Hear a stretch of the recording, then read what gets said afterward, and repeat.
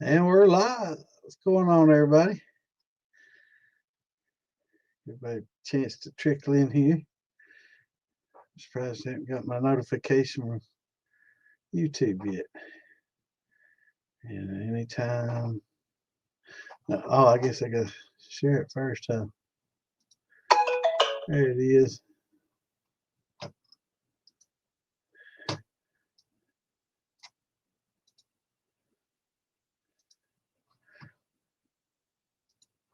It is a little delayed. All right.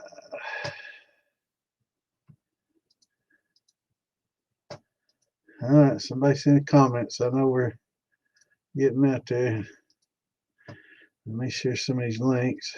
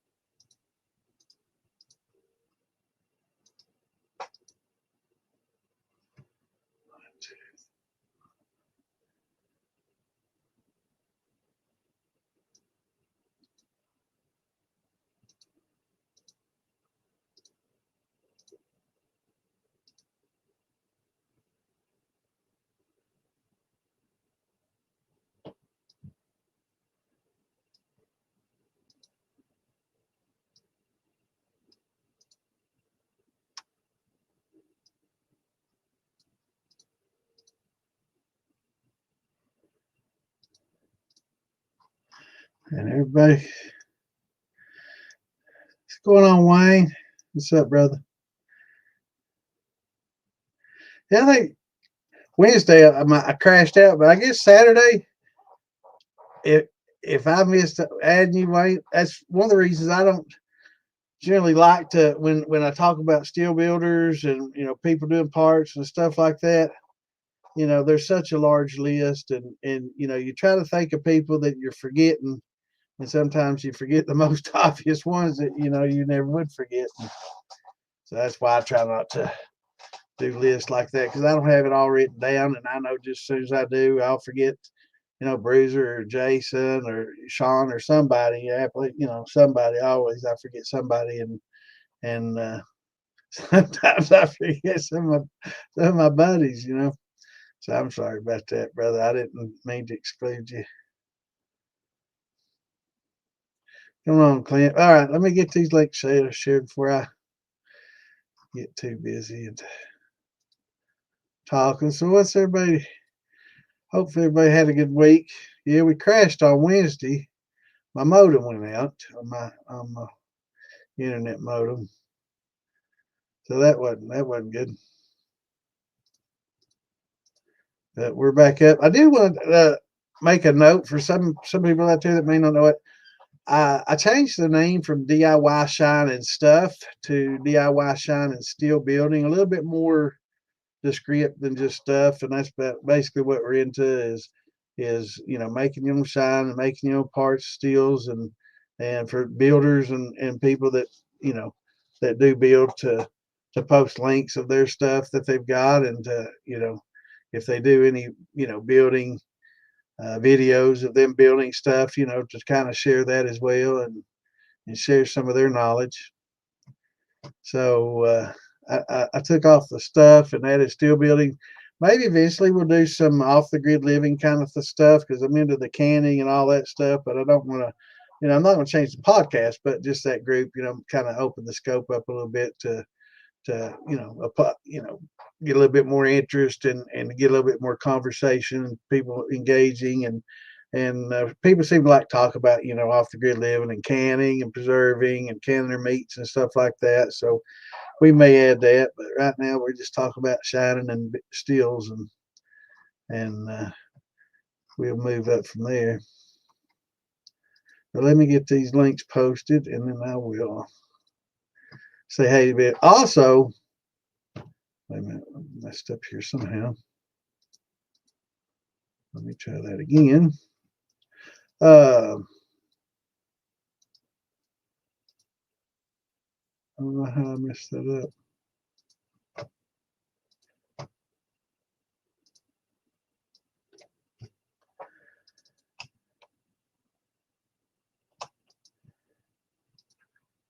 Maybe that'd be better. Yeah, that's better. Well, my memory's getting bad.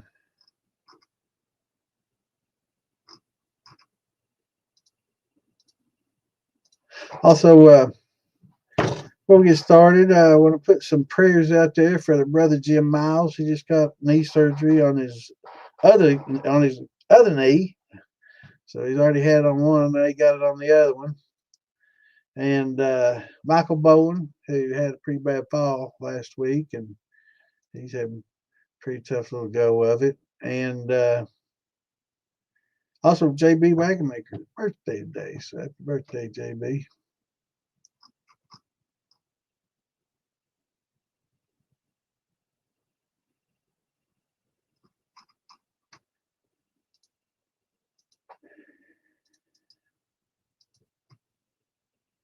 So let me get these links here.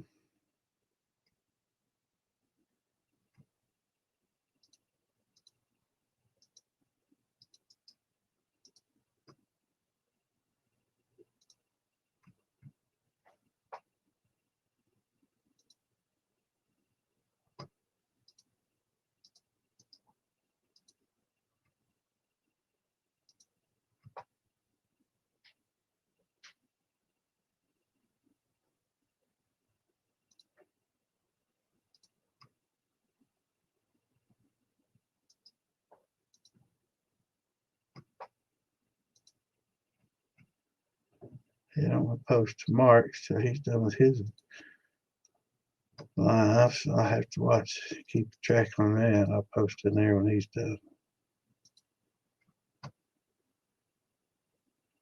Because I'm not going to post on somebody's page where they got a live going. That's not very cool.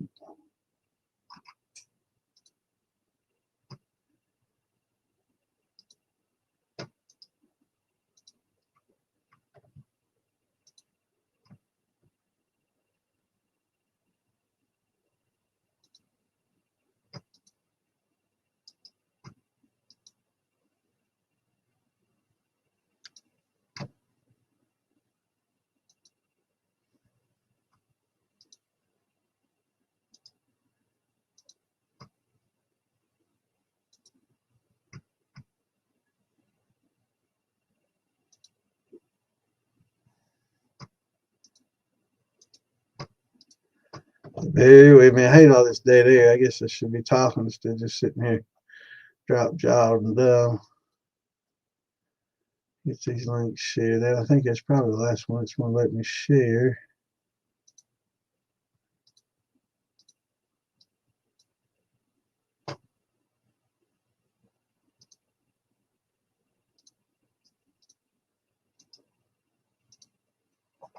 Let's see. Well, I share that one too, so I have it queued up and ready.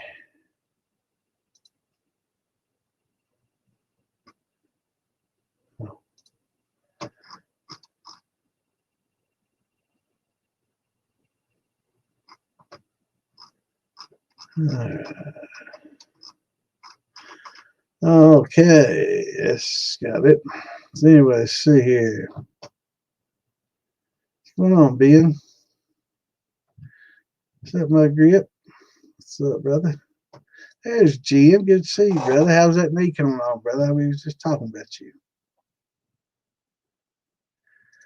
You came to the right place, brother.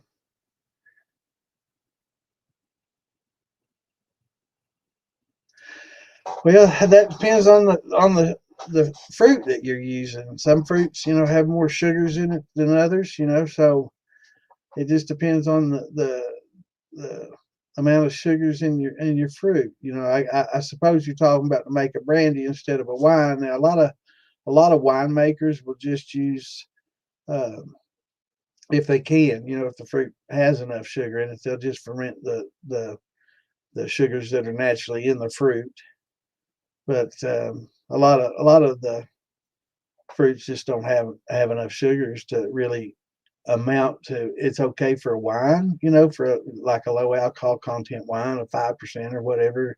4% would be an 8 proof wine. It's 4 to 6 is about what a beer is. So wine's not a whole lot more. So it doesn't take a whole lot to make a wine, but to run a brandy and to get a decent yield, that's the giveaway. So, the more sugar you add, the hotter it's going to be, and the less flavorful and smooth. So there's a kind of a happy medium. We use a hydrometer, and on the hydrometer, you want to read get a sugar content of anywhere from 1060 to 1090 in that range. A lot of people shoot for 1070 or 1080. It just depends on what you got going. Most of your commercial distilleries that do the grains, they'll convert those things in no time, and they'll ferment for a few days, 3 4 days, and then they'll run it. So it's that 1060 and it's ready to go. They get their 10 12% ABV, and they go, with that. So it really just depends on the fruit. But what we use is a hydrometer, and on the hydrometer it will show you. Basically, it's based on the density of the water. So the more sugars you get in the water, it's calibrated with zero, right. So you drop it in water, it'll go all the way down to where it says zero. So you can check your gravity, your hydrometers to see, if the gravity reads zero with just water, and you kind of test them that way, make sure they're reading right. But as you add sugars, it gets more thick and syrupy and viscous. So it actually measures viscosity instead of density. But so it becomes viscous and thick and syrupy, and as it becomes more viscous, it gets thicker like a syrup, and the hydrometer won't float as deep, so it'll start reading. Just like salt, you start adding salt to water, it becomes more, viscous or dense, and it becomes, the hydrometer will float higher in it. So as you add things to water, it's going to change the viscosity of it. So as you add fruit juices, it starts doing the same thing. And when you take your hydrometer, if you got a bunch of pulp and seeds and other stuff in there, you definitely want to kind of strain that to the side and get just the juice when you take a reading. Best to use like a graduated cylinder, and your hydrometer, and take a reading, and it'll be your starting gravity. So you'll write that number down. So if it's 1070 and or 1080, and you finish out, you'll know you have about a 10%. Hey, it's 10%. 1.080, maybe 12.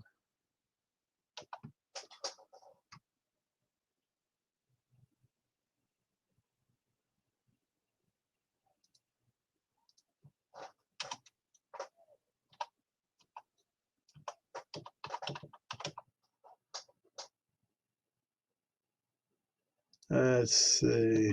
I can't remember all these. I used to have 12. Or no, here 1.0. Yeah, it's about 12.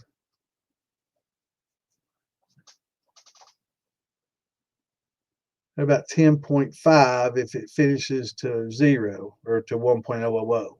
But if it drops down all the way to 0.990, it'll be closer to 12. So, and that means it's dry. So if you're making wine, and you let it go below the 1.0 line, it becomes a dry wine. If you keep it at or slightly above the 1.00 line, it'll be a little bit sweeter wine. So I never can remember exactly what that is, but yeah, 1.00 is about 10%.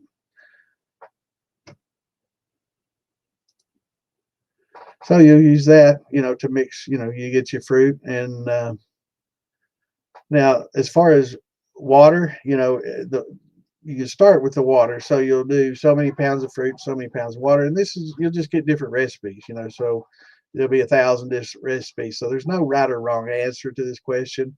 Of course, the less fruit, the more water, the more sugar, right? So you're going to need, and probably going to be a little less flavorful.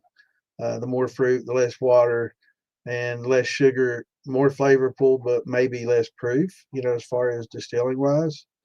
And in the yeast, it's generally a gram, uh, which is basically a packet, and that'll do up to 5 gallons. And a gram is basically close to a teaspoonful. Um, so a teaspoon for every 5 gallons. I go a little bit over that, and it depends on the yeast again. And I always do a starter to make sure that it's that it's going. So Radar, have you ever made any shine at all? Just totally green, just never done it. Watch the show, know a little bit about it. What's going on?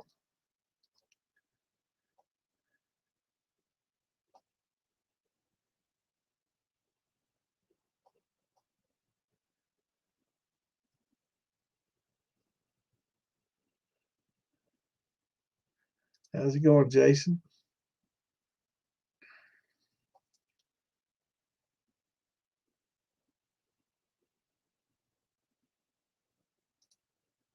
That's good to hear, brother. Good to hear. On the mend.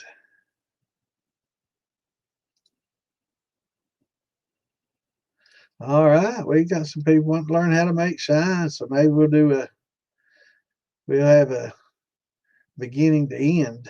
Let me scroll down here. I'm a little bit behind, obviously, already, so I tend to stay that way. So let me catch up with you. If you made a comment and I haven't addressed you yet, give me time. So I can't. I don't even see your comments yet. I need to add comments on the screen there. So, um, all right. So we got a couple wanting to learn. That's good to hear. So we'll start from beginning to end.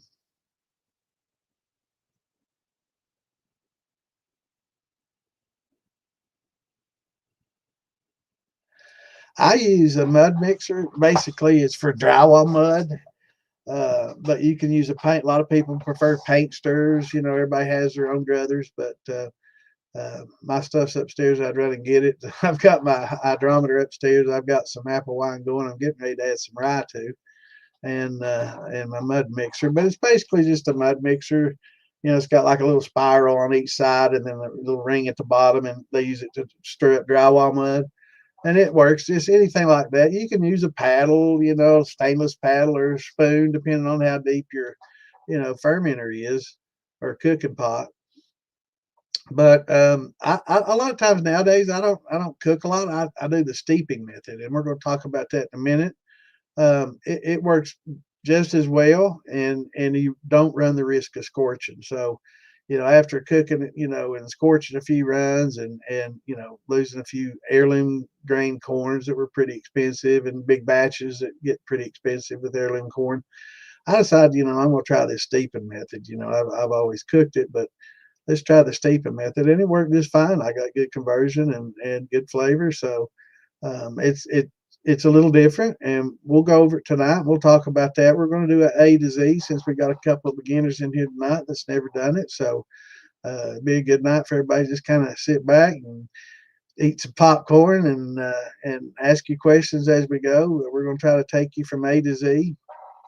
Um, but I'm going to try to answer all the questions first and get caught up. So bear with me. Awesome, awesome. Yeah, we're on YouTube and Facebook.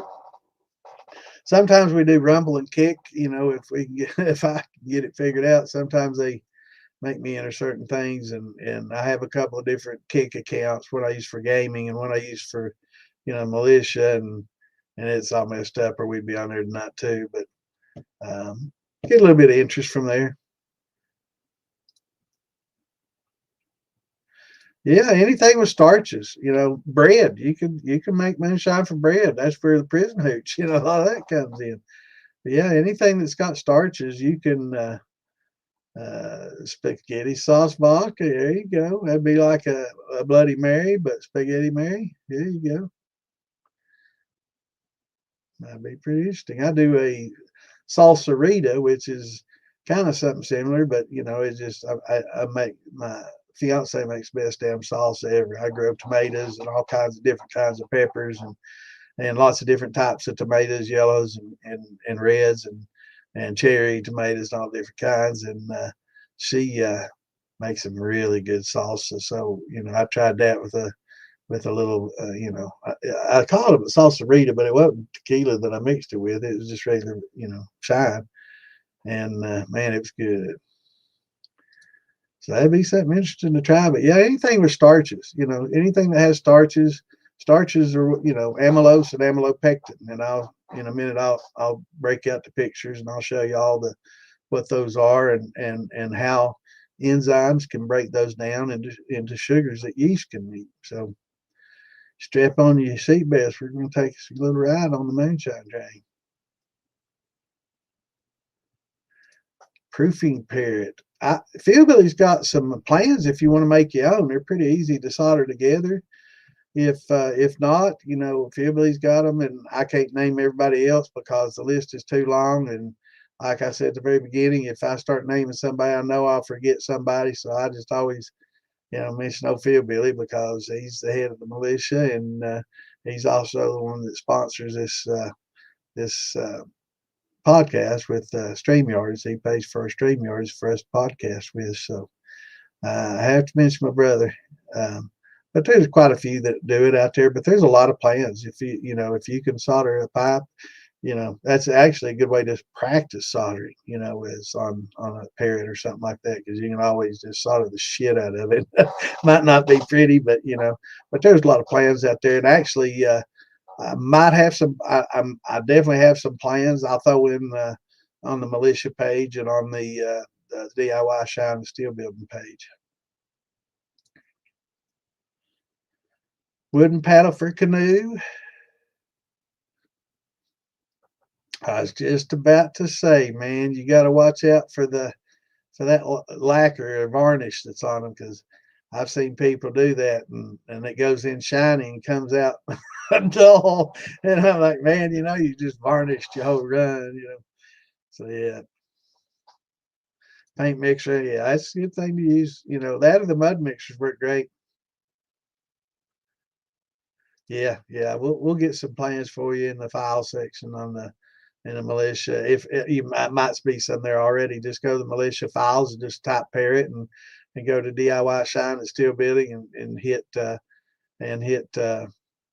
files and just type in parrot in the search and see what you can get. Should be one in there. If not, I can post something. Let me make a note.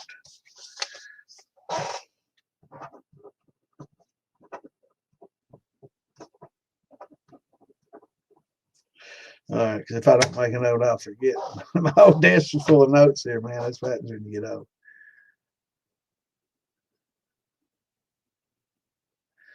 Hey, brother, it's easy. All you got to do is flux that pipe in both pieces on the outside of the tube and on the inside of the fitting, and put them together. And when you put them together, you'll notice that flux makes a little build up all the way around the outside edge. Don't wipe that off. Leave that there, because when you put the heat to the fitting, not the pipe, but the fitting, you want to heat the fitting always. When you start heating that fitting, it'll start sucking that flux back up in there. And once it gets to a certain temperature, you just go around it with your solder, and it'll suck that right up in there. Just don't get it too hot. Once it starts melting and sucking up, you kind of pull your heat away and just touch it with heat to keep it going, right? And just go all the way around it. And it doesn't matter if it's messy, it just has to be leak free. So it's a good way to practice. Hello, Miss Tammy. Good to see you in here, hon.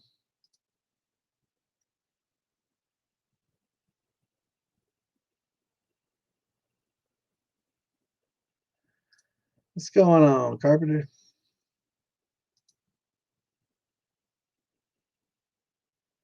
Yeah, good point. The hydrometer I'm talking about is for, it's called a triple scale hydrometer. It's for beer, wine, and liquor making, and it shows your AB. They call it triple scale because it shows your brie and your potential percentage and your potential proof. So those are the three things, and the gravity.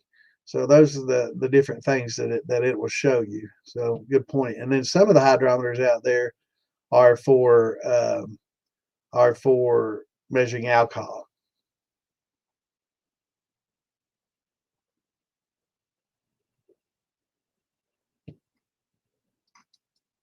So one will measure your mash, and one measures the alcohol when you get done. So it'll tell you what your proof is, your percent. So we know 100% would be 100 proof or 200 proof, right? Which is as high as it goes, and it's really hard to achieve that. So generally, 190 proof, is about as far as you can get, unless it's in a vacuum. Once it touches air, it's yeah, I got you, brother. I know. What's going on, Trickster? Good seeing you, brother. Yeah, I'm doing pretty good, man. A little tired, a little tired.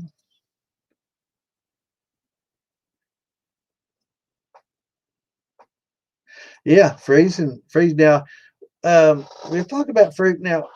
Inside, it depends on the fruit that you're talking about. So if you have like um, peaches or something that's real meaty, freezing those definitely helps, but it's not going to bust everything up and open up all your cells like it would if it were a grape or a blackberry or a raspberry, something like that. Because basically inside of like a grape, you have just the pulpy mess, and that's pretty easy to break open.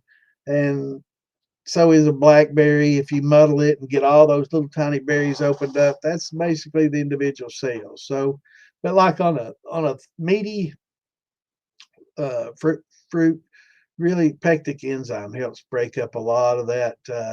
Break it opens up the cell walls basically. So cells all they have a cellular wall, and it's using a pectic enzyme will eat away at some of that wall, and it'll force it to release the sugars that are contained within that cell. So that cell stores sugars to feed the cell, right? And that's what gives it the energy.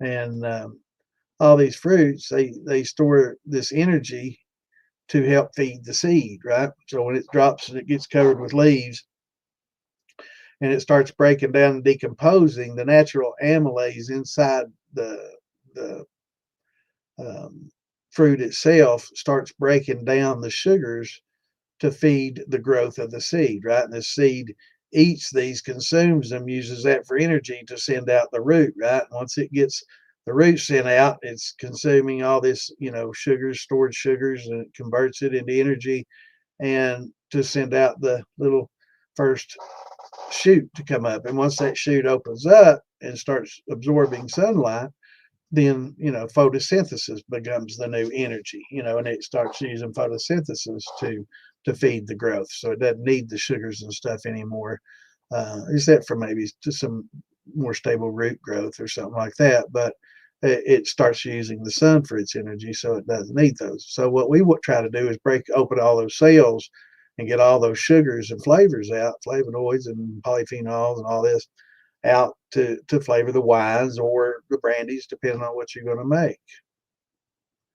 And then pectic enzymes is something that breaks down those cell walls. It's a cellulose, and pectic enzymes break down cellulose. But that's also what creates wood alcohol, which we know is methanol, which is 4 shots that we have to pitch off. So when you use those pectic enzymes, you're going to get a little bit more 4 shot.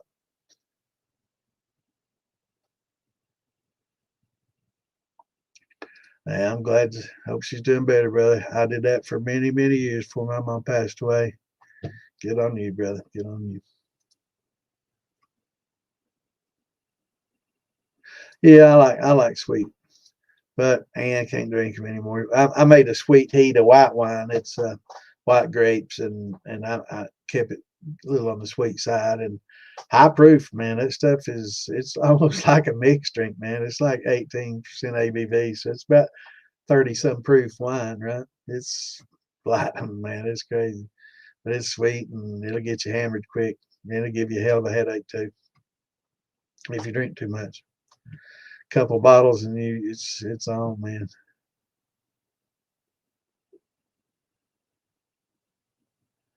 Good deal. How'd it come out?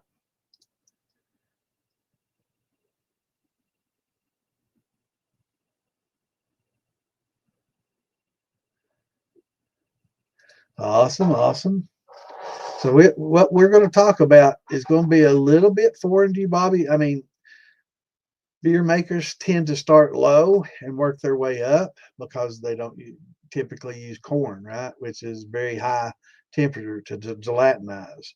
So we generally start high and work backwards. So it's going to be a little bit different, but there's nothing that says that you can't step mash your adjunct grains, meaning your oats, your barley, your wheat, your rye, and all that good stuff separately, right? And bring them up like you would normally a beer. Just leave out the hops and bring those up like you would a beer. Cook your corn separately, gelatinize that, and as it's cooling, when it gets down to the point that you add the malts, then you could add those adjunct grains into it and use the malts from all those if you haven't denatured them. So, but that gives you.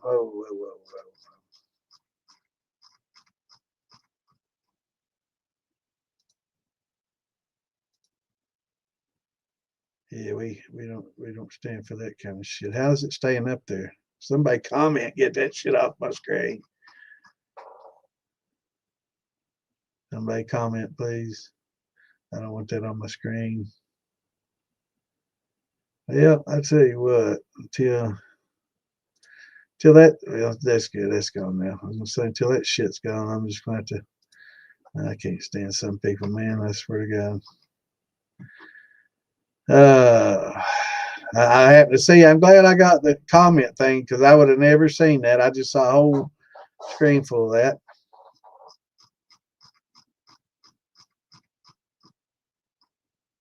Oh, hell, he did it a bunch of times.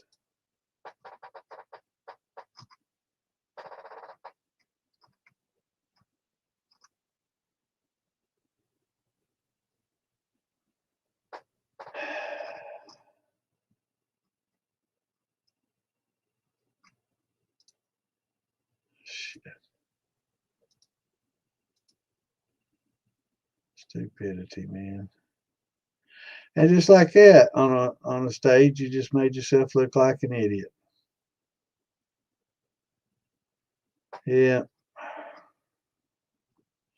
And I'm not down there yet. I had to scroll down real quick, so I'm gonna have to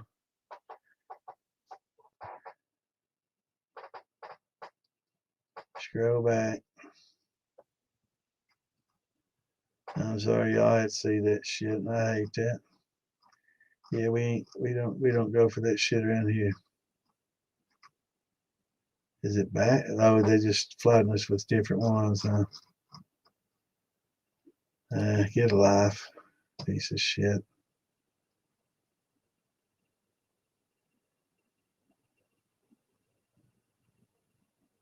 Wow. Yeah, it's okay to be black anywhere, man. That's a bunch of shit.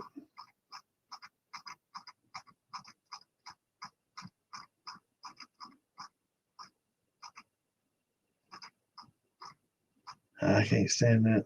Man, that bothers me. I hate people like that, man. All right, let me figure out where I was. Appreciate you, Carpenter. Yeah, if anytime somebody posts that and it's on the screen up here, with me that where we show the comments on stage and yeah, just hit it, just type in hi real quick and just screen that off there, get real quick and get rid of it. Um, Let me figure out where it was. Yeah, it's just a bunch of clowns. Probably have a dozen accounts that do this shit. Oh well.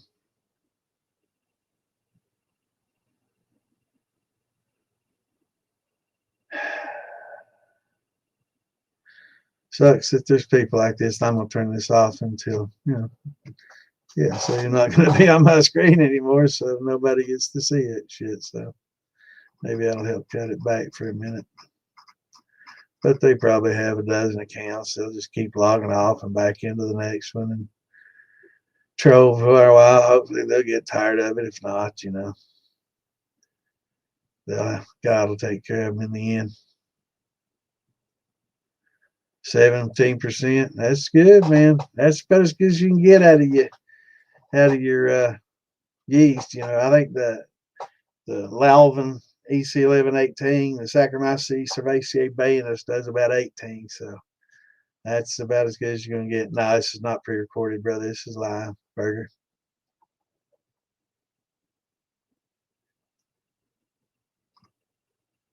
We are live, my friend. All right. All right, Terry. Did I miss your question, brother? If so, I'm sorry. Okay, I ordered some of the Japanese yellow label yeast. I'm not sure if it'll do the job it says it'll do. Now, if it's the yellow label angel yeast, and let me see, I got a picture of that. It might be on my phone. I believe it's on my phone. Tag on it. Let's see. Yeah, it's on my damn phone. But anyway, I can pull it off the internet real quick. Actually, I just posted in the militia page a picture of that from my phone because I took a picture.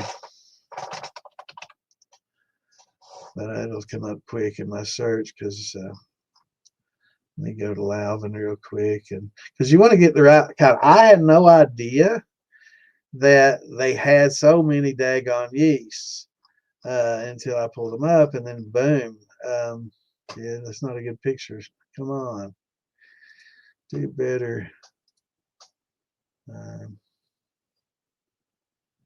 So let's see.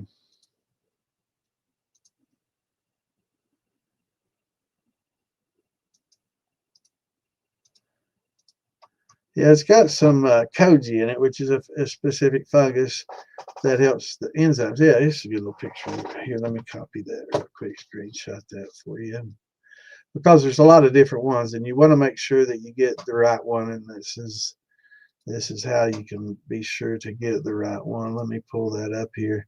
Clint, I'll turn on comments here in a minute until we get rid of these trolls. I'm not going to let them that post up on the screen. And the comments is one thing, but I don't want to give them any kind of screen time because. So if they say something like that again, just hit high or something, and we'll get past them.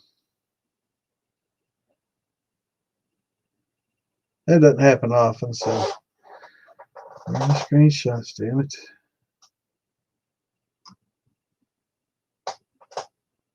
The hell?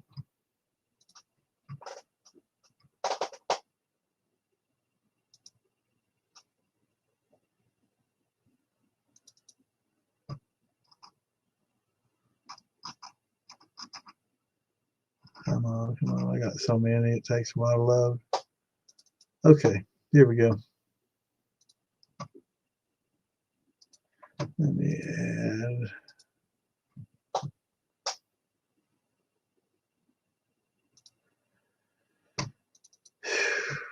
Slow today. Okay, here we go. Now, hopefully y'all can see this, but you see that little yellow square right there? Inside that's 3 Japanese letters, and right there is the same 3 letters. And it says starter of liquor making. So this is the yellow label angel yeast. Now, a lot of them will look just like this, so make sure it has that little square yellow box there. You sit there in the very center to the left, and then to the right of that, it says starter of liquor making. Make sure that it has that because they've got probably 40, 50 different types of yeast, and they've got beer making yeast, wine making yeast, but this specific yeast has the koji fungus in it, and it will help break down enzymes. It'll help break down the starches with its enzymes in grains, so without having to gelatinize or anything. So you can cold ferment without having to cook the corn to gelatinize it and then add an alpha amylase and then the beta glucanase or the glucoamylase to convert it all down to fermentable sugars. This will do that all on its own. So you can just use this yeast and just regular grains. Make sure the ground, the same, but just add your yeast, and doesn't have to be malted or anything. And you add this to it, and it will break down the starches and convert them into alcohol. It does take longer, and some people say it's hit and miss on flavor. I've heard good things, bad things about it.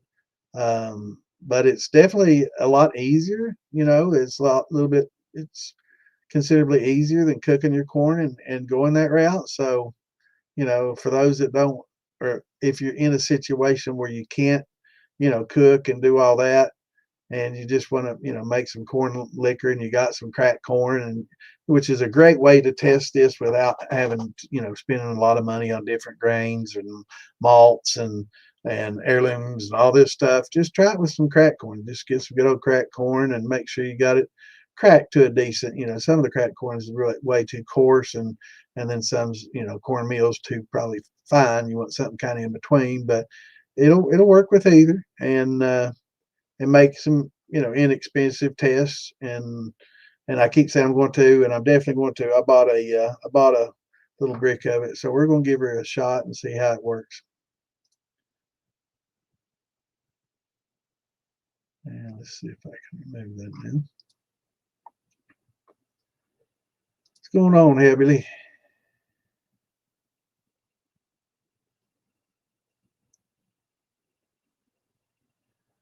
And yeah, when I say cold, I mean, when I say cold fermentation, I mean you don't have to heat and cook the grains out. That's what I mean. You just do it at room temperature, 80, 80, 85 degrees.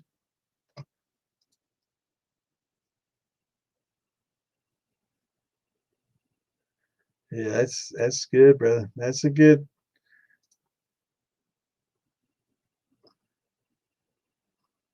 All right.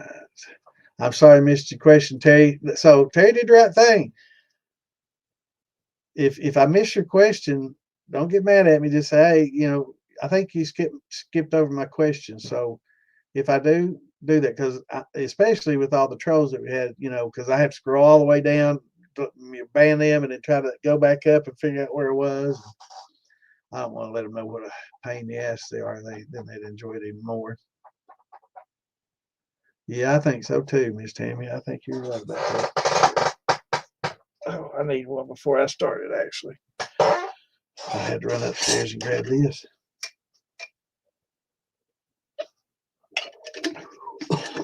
Wow, that's damn. That's 145. I wasn't expecting 145. What did I grab? Damn, I got a refrigerator full of different sizes. Ooh, that lit me up. I got my face red, didn't it? Man, my eyes are watering.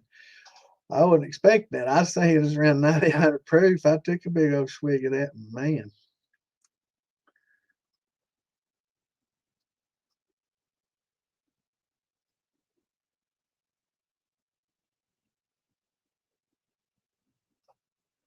What's going on, man? Yeah, we don't want them engines get me.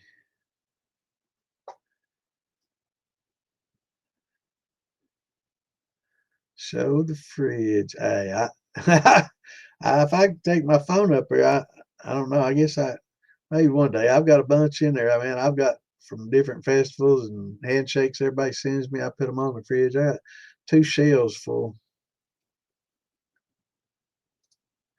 Have I ever brewed Jinkum? No, sir. That's a new one on me, brother. So, everybody says I Google everything. I only Google what I don't know, and that's the only way you can learn. So, I'm going to learn. What the hell is. Let me put the comments back up now. The trolls are going. Jin Kim. Genkee. Sounds Japanese or something. Oh, a hallucinogen, huh?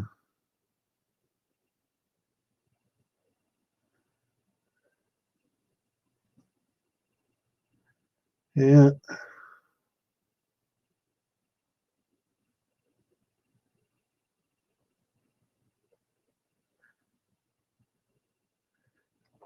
Allowing human urine and feces to ferment in a bottle with a balloon covering the opening. No. I don't think I'm ever going to be doing that. But I tell you what, I've tasted something probably doesn't taste too much different than that either.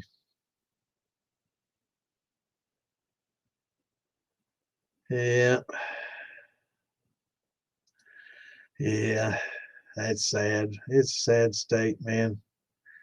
I don't get political, we try to keep all the politics and all the hate out of here and all that kind of riffraff out of here. But man, I tell you, these days times are different than when I grew up, man. They a lot different, you know. It's a sad state the world's in right now. And I think it's fueled by the media, but it's fueled by a bunch of people from outside the United States and Soros and others, and Singh, this person named Singh, they're trying to finance the destruction of America because they hate us, because they hate us.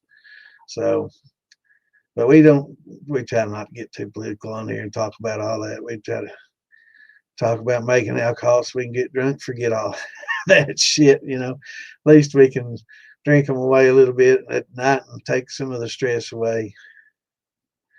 But yeah, I appreciate y'all. But by the time I see this, it's But I'm glad I've got this little show comments on stage, especially when they spam the shit out of it, because that's all I saw in that whole little corner there was racist comments. Yeah, it's a shame.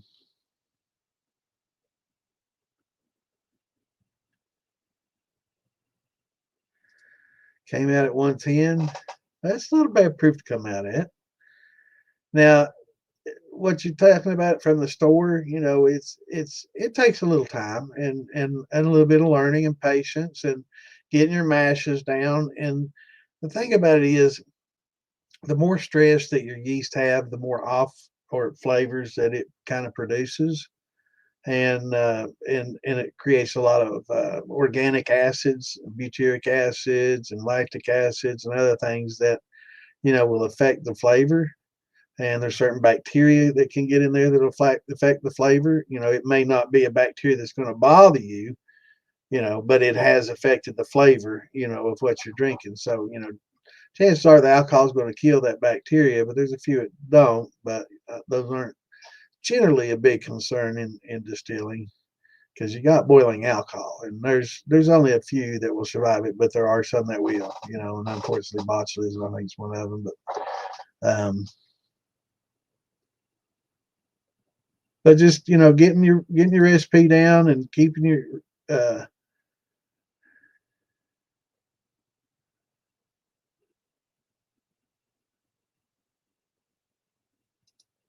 okay.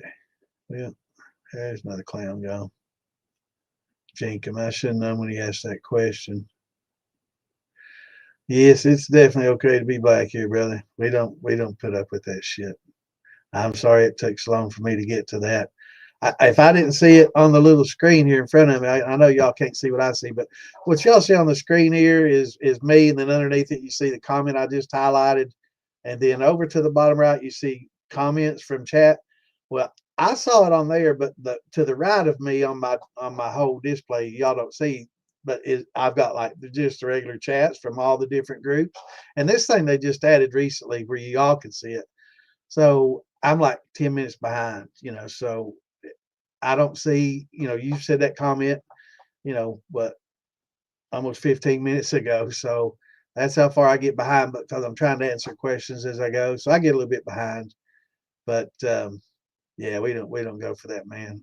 We got a lot of brothers and sisters in the group just the same, and we're all children of God, here. So yeah, we don't put up that shit. You don't care about your melanins.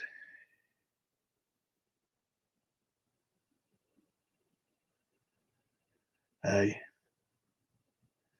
we all bleed red, brother.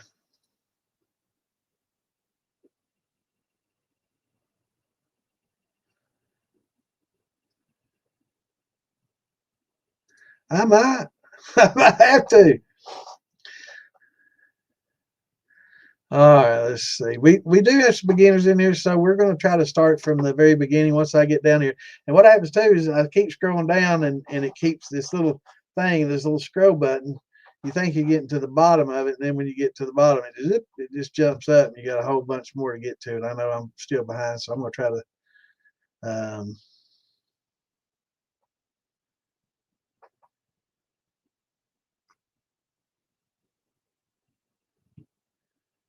yeah, I know.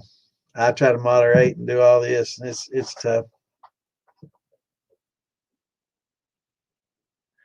What's going on, Biscuit?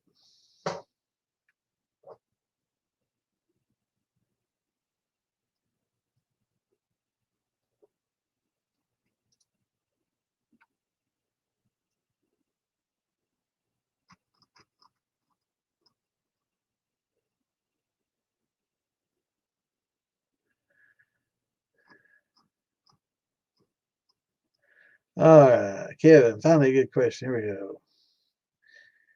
If you have a 25-gallon still, what is the lowest you can run or should run? Meaning, is it worth running a 10-gallon run and a 20?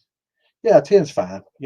Maybe a 5 gallon is going to be pretty tough, but when it's that small, it's not as big an issue as having like a 500-gallon still and running, 50, which is 10%.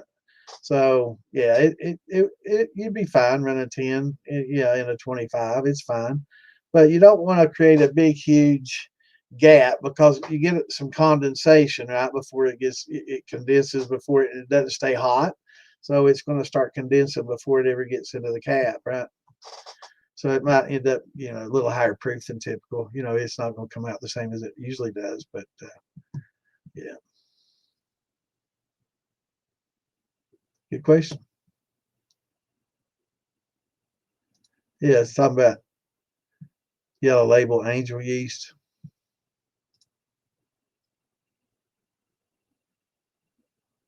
Okay, so I'm going to skip over the clown questions.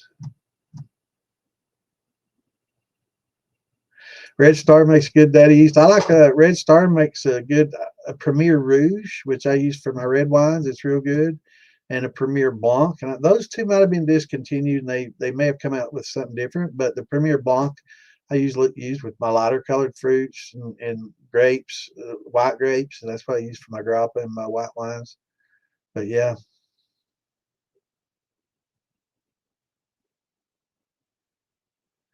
Yeah, we're the militia. Moonshine militia. Yeah, man. Bye-bye.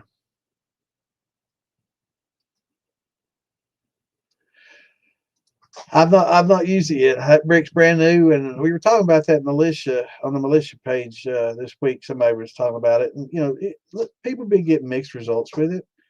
Uh, so the thing about using the yellow label angel yeast, and I try to be brief because I'm trying to get caught up, but um, you can't take it. You're starting gravity because you haven't converted starches yet, right? So if you haven't converted starches, you don't have the starch content to read on your hydrometer. So as it converts the starches, the yeast consume it, that fast. So you just kind of have to work into, a good recipe, which would be 2 to 2.5 pounds of grain per gallon of water, right? And you want to kind of stick to that. 2 and a quarter, probably for beginners, a little easier to work with, and might not stress this yeast a little bit. So yeah, that's a good place to start.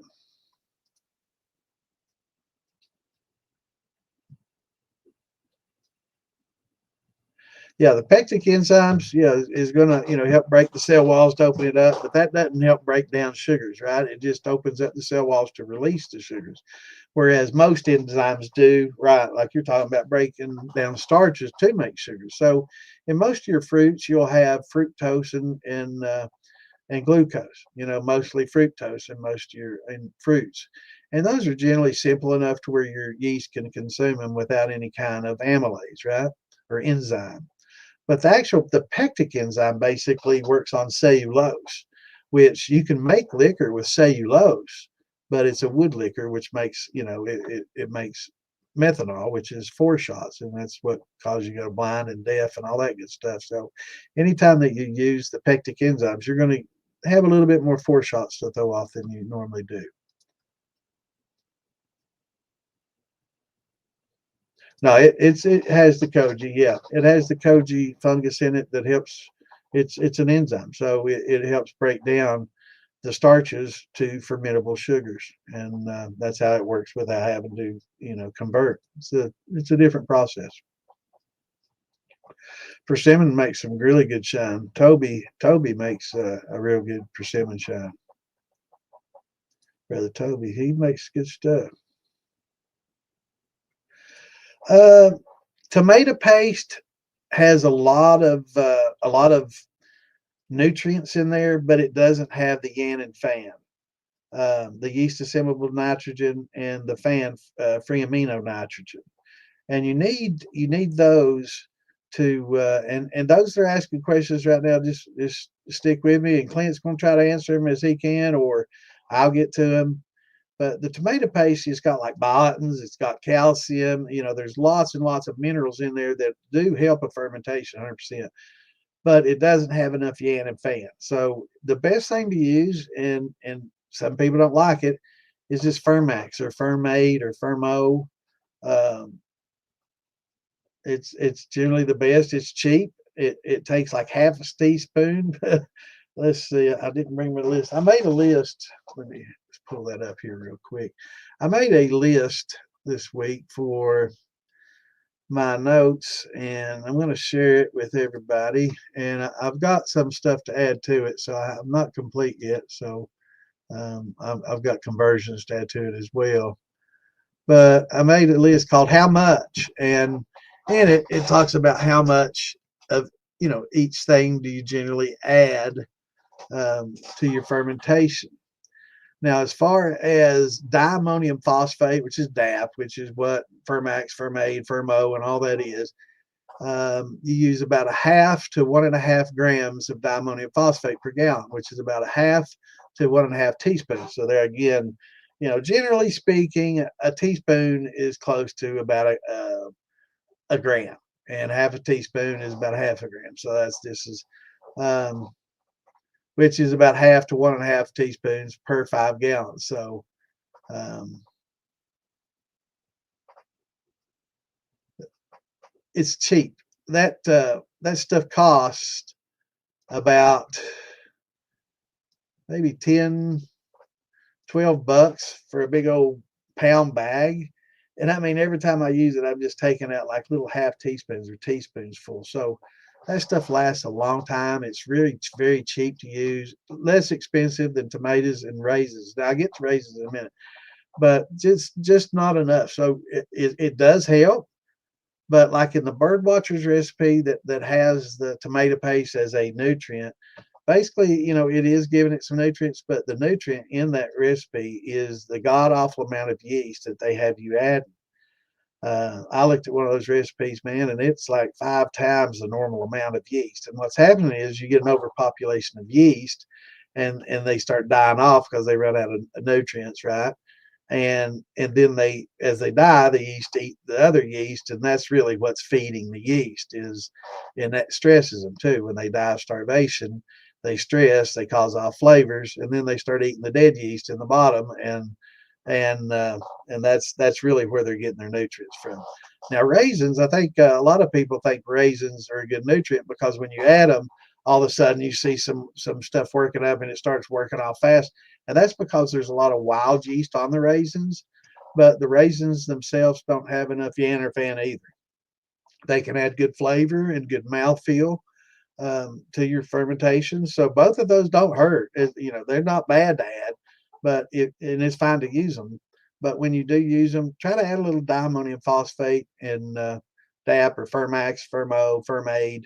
Any of those work well. I think mine's Fermax is what I use, but it and you can step feed it. You don't have to give it all at once.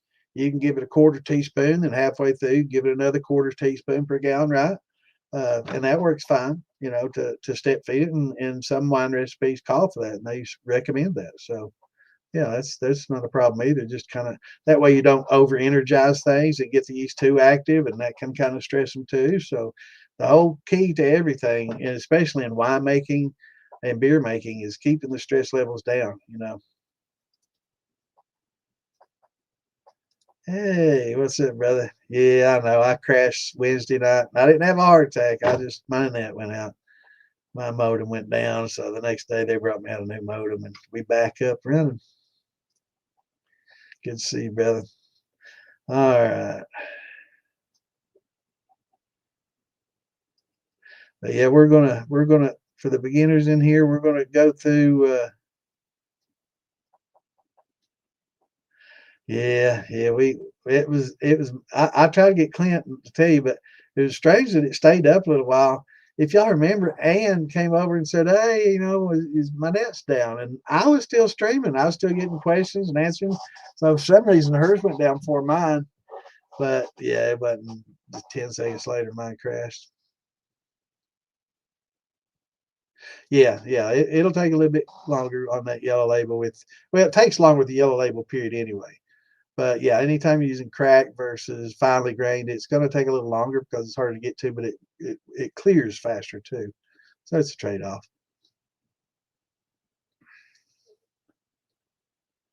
I may have.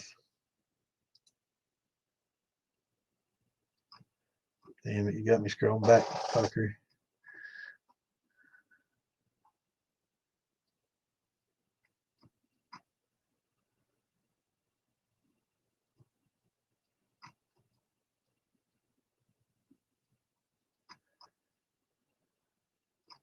How far back was it? Shit, I'm sorry, I missed it. I gotta get caught up.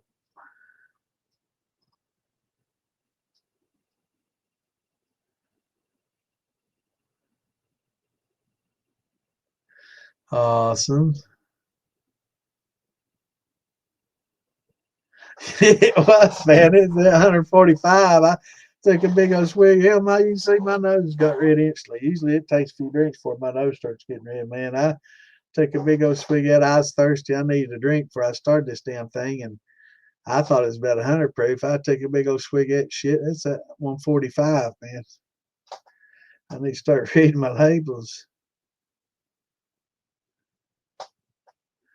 Yeah, me too, man. We got some festivals that we go to every year. There's a handful of festivals we go to, and we do just that. We all sit around the campfire and share bottles and stories and recipes, and it's a lot of fun. Yeah, it is a lot of fun. So you have to. It's getting. I guess they got Winter Jam coming up. I guess in February. It's generally that's meeting at a bar, Maggie Valley, and just hanging out at a bar and shooting the shit. So I'm not gonna drive 6 hours each way to just hang out at a bar. I love my brothers, but goddamn, I ain't going that far just for one night of drinking at a bar. You know, let me know when you're in town. We'll do that. But yeah, the festivals that we go to are a lot of fun. You know, we hang out and camp, and you know, we like to tent camp, so we get out there and break out our little sleeping bags and lay on the ground in the tent and have us a good old time, man. It's a lot of fun. So definitely Farm to Bottle is a good one. We tent camp there, and Maggie Valley for Summer Jam. That's a lot of fun. Good music, good festival. But I don't know. I think that and Arkansas Festival is a lot of. That's a good time too. They have good music and moonshine festival down there. It's a lot of fun. That's a good people down there. Really good people. I love them people.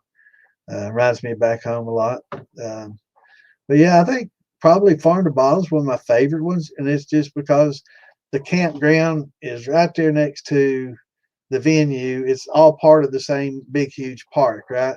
So we can camp, we can see the stage, we can go to the vendors. It's all just one area. You know, all the brothers inside, you know, selling their folk art and wares and copper and everything else. It's a lot of fun. It's a good show. So hopefully we can build that up. That's probably, I guess, in the coming years, probably is going to be one of the best of all of them, simply because of the way they run it and the leniency and the understanding. Some other places are, you know, not going to mention any names, Maggie. Are a little strict on things. They won't even let us bring grains into sales. You can't even bring corn packages of corn. Corn. That's, you know, it's a bit much. So they're a little strict on some things there, and they don't have the camping right there next to it, and all their hotels triple their rates, quadruple their rates. It's expensive. So we either car camp or tent camp if we can find a spot there. Cause I'm first time I went, it was like $700-800 for a 3-night stay, and uh, just no.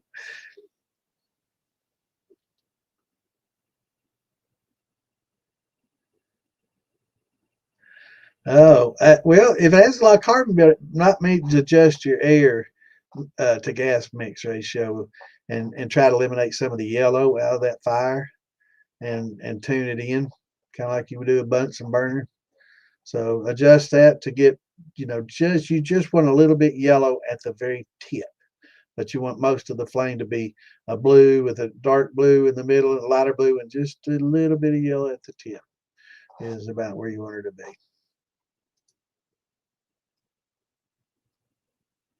Did I screw up that far again? Now, when you say taste like that out of the store, are you talking about like a bourbon and whiskey, or are you talking about like Old Smoky and some of those?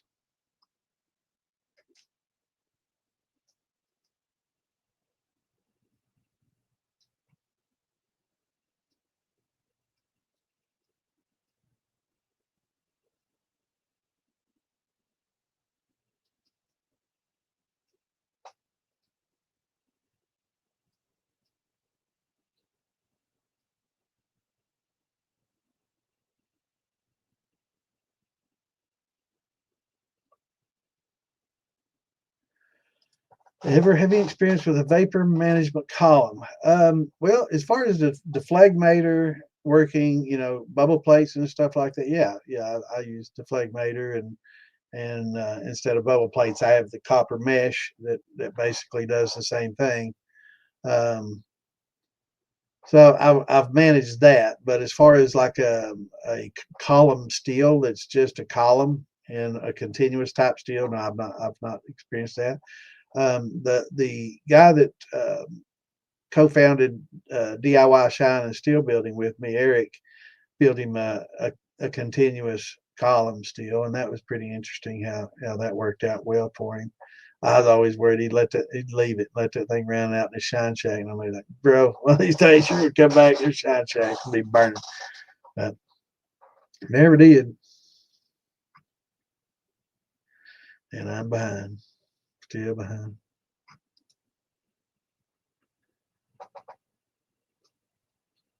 What's going on, Brian? Good to see you, brother.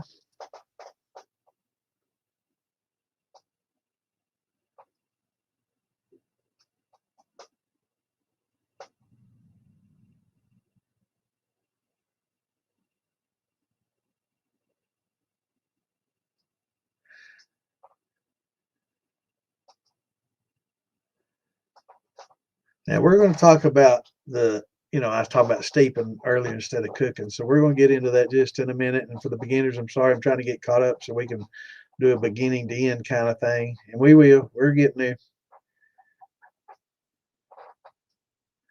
That's fact. Yeah, you nailed it there, brother.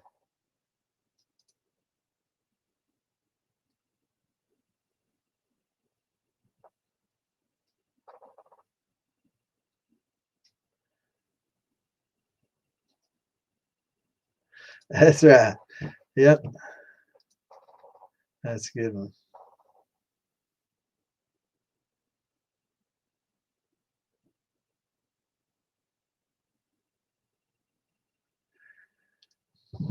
Now, if you want to, you can just use a regular condenser for a deflagmator. That's what mine is basically. It's just a short, 2-inch deflagmator, that's a 2-inch, spool that's been made into a shotgun condenser. And that's what I used for a deflagmator. That's basically what a deflagmator is. So yeah, you can put your little deflagmator on top of your column, and yeah, it works fine. And you don't want to put in too cold of water. A lot of people make the mistake of running it like a regular condenser, cold in the bottom, coming out warm at the top. So you want to go in kind of warm with that. Some people just come out of the top of the regular condenser and go into the bottom of the deflegmator. Mine, I've got where I can mix hot and cold water together to adjust the temperature going into it, because you can regulate your reflux that way, and that's how you manage where you get the liquid, kind of equilibrium is a good word, in your column, right? So you don't want it too far down. You don't want it too far up. You want to kind of keep it in the middle in the bubble plates. You don't want to overload your bubble plates or underload them where it just all drops through. So using that deflegmator and being able to adjust those temperatures is everything, right?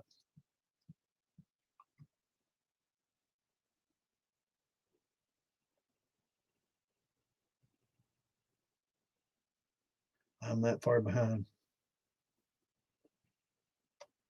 Um, yeah, he's got all kinds. He gives away. He doesn't sell 'em. I mean, you've got all kinds. Just watch his videos. He does all different kinds of things. I mean, he's fermented everything from corn to corn pops to sugar smacks and Fruit Loops and every other thing in between. So yeah, it's a lot of entertainment. It's fun to watch.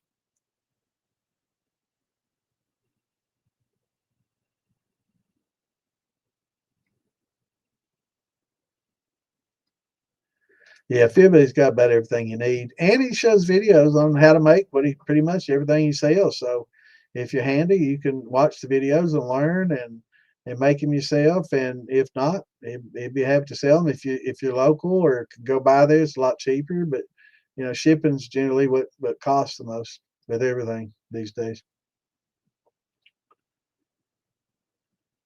Yeah, instead of just use a gate valve so you can adjust the flow. Ball valve is pretty much on or off, so there's not a lot of adjustments in your ball valves. But gate valves you can adjust and regulate the flow. So definitely running the gate valves or needle valves help for sure.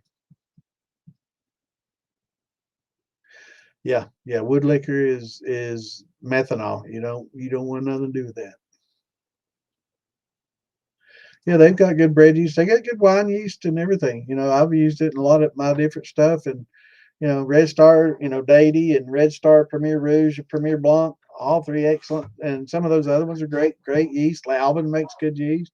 And I'm finding that Angel's got a lot of different yeast, but I've not tried any of those. But I've tried a lot of different Lalvins and Red Stars. That's pretty much my go-to.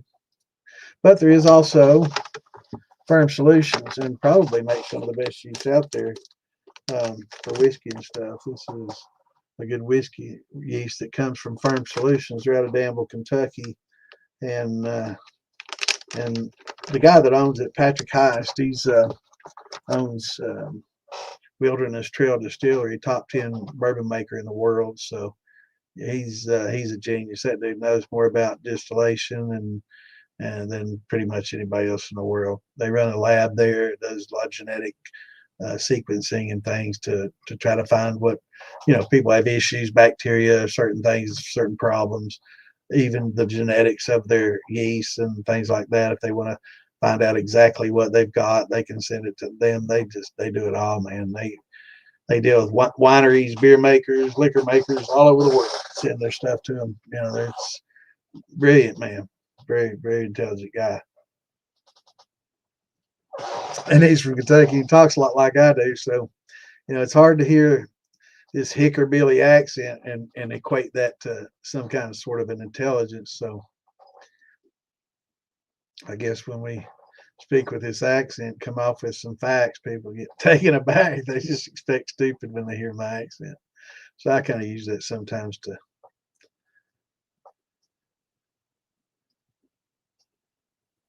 What's going on, Mr. Parker? Good to see you, brother.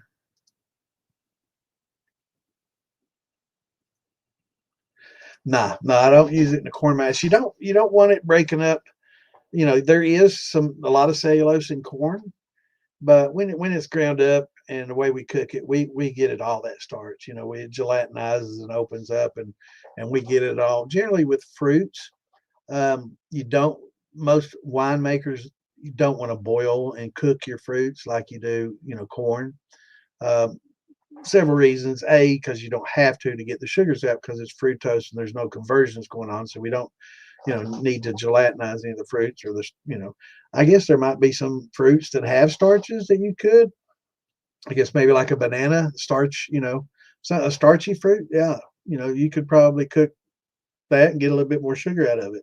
But generally, for most fruits that are, wine type fruits, cherries, grapes, blackberries, blueberries, raspberries, any of that type fruit, um, not as much, there's a need for pectic enzyme, but not as much a need for cooking, to gelatinize. But pectic enzyme in corn there's definitely, cellulose in your corn and stuff. The whole husk on the outside is basically a cellulose. If you didn't grind it, I guess you could use a cellulose to break down. I'm not sure if it would or not.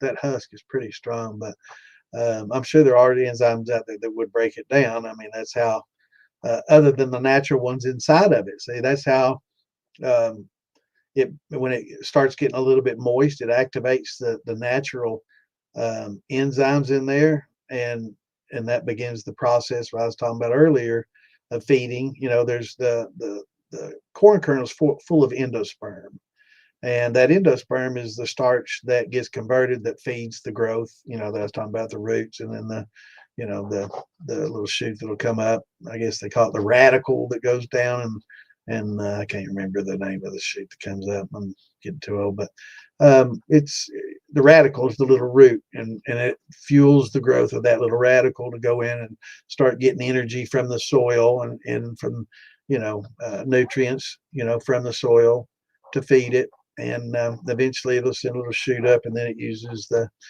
sun and photosynthesis for energy. But yeah, you wouldn't want to use it in a corn mash. Generally, with the fruits to help get to all the sugars inside those cells.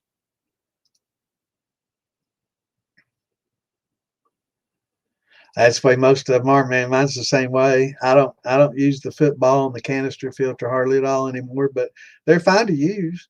And I'll probably use it for just like a whiskey, for whiskeys and stuff. I'm going to start using that just instead of going through the pipe, just so I can stuff the copper in there. But I'm not going to use the canister filter so much as I got a good shotgun condenser that I like pretty well, and it works pretty well.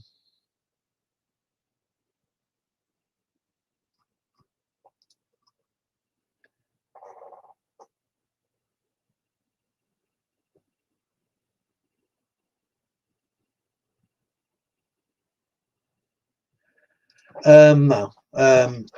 Now, once the distilling process, we distill water to remove impurities, right? And we distill alcohol to remove as much of the other, congeners and other things that are in there as we can. But it's hard to remove them all because they're azeotropic, so they're kind of bonded to it. So it's really difficult. So, but the distillation process will remove a lot of things. And unfortunately, it removes flavor. And that's why when you start out with a good taste of wine, man, it's got so much flavor and character. And you run it through a distiller, and it's like, what happened to all that flavor and character? It's gone, And a lot of times when you make a brandy, it's hard to even tell what fruit you made it with. So, and that's one of the signs of how successful you were, is if you can still tell what fruit it was made with. That's a pretty successful brandy.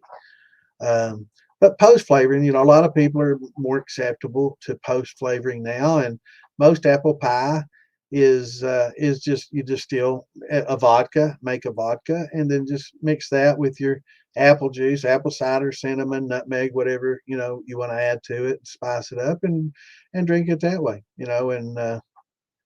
And most people are perfectly happy with doing that way, and that's the way most apple pie is done. But it like they do on the show, yeah, it doesn't come out as flavorful as what they're saying. I remember watching them do that watermelon crawl, and watermelon makes horrible shine and horrible wine, and it's tough it's just not that great.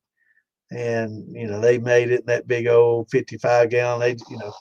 No, I guarantee you that stuff that they had on the show wasn't tasting like that. But you just gotta understand that's all drama and for TV.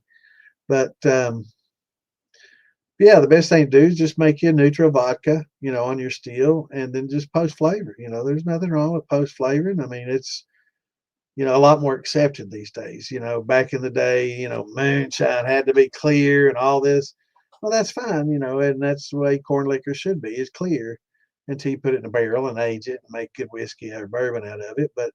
Um, but most people, if you want a really strong flavor, which most people do out of their drink, post flavor. I mean, it saves you a lot of time, money, and trouble. Trust me. I mean, a fortune of money because fruit's expensive.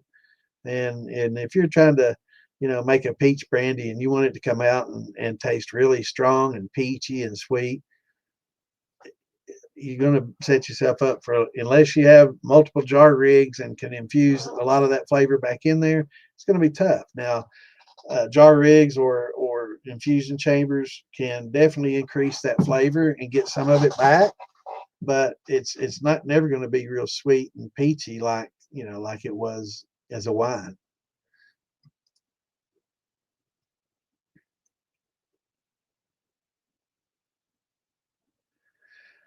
Now the football has a canister filter, and it's not inadequate, but I think inside mine it had like dips because it surged, and those dips tend to cause some smearing. It'll hold that heads, and your hearts will be running through the heads that's in that dip, and it kind of gives it a little headsy taste throughout it. So inside that canister is a stainless steel flex pipe, right? And they just wind it up inside that canister, and that's what is used to condense the alcohol. So it's not the best. It's probably as good or better than a Liebig as far as um, condensing power, um, but probably not as good as a good worm or a good shotgun condenser.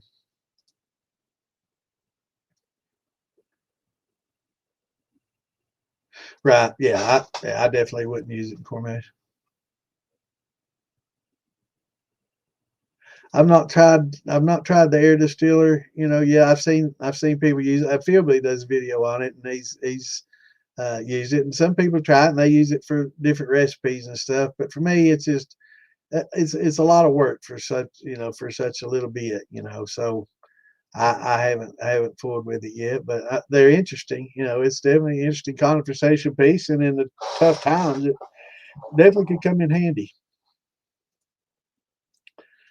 What's going on, Dirty South?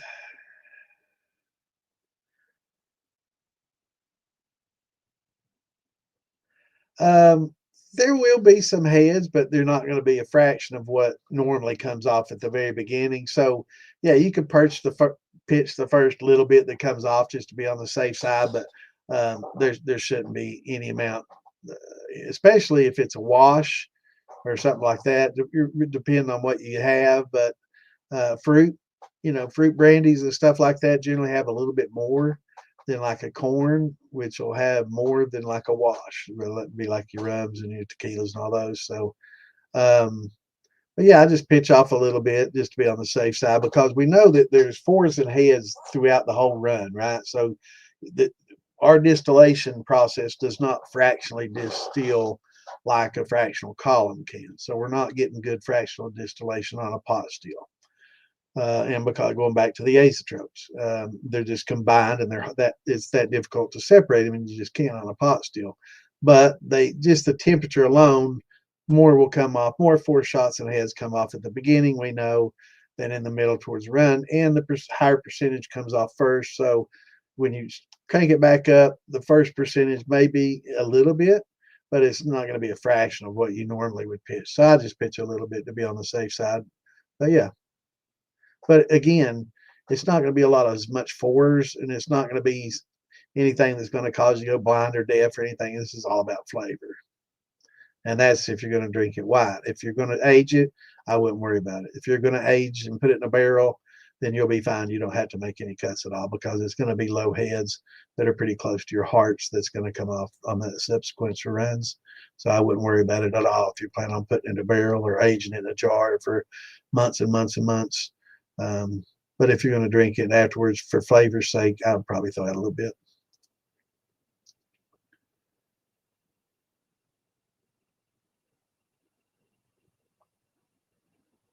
Yeah, and they make a Boca Cob type steel.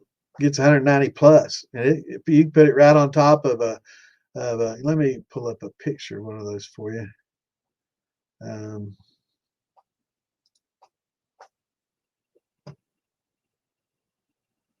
okay, let me do something real quick here. Mark's done with his podcast, so I can post this to his now. Don't want to post it while he's got one going. That's would be rude. So we give him a chance to get done, and then we'll post him up there.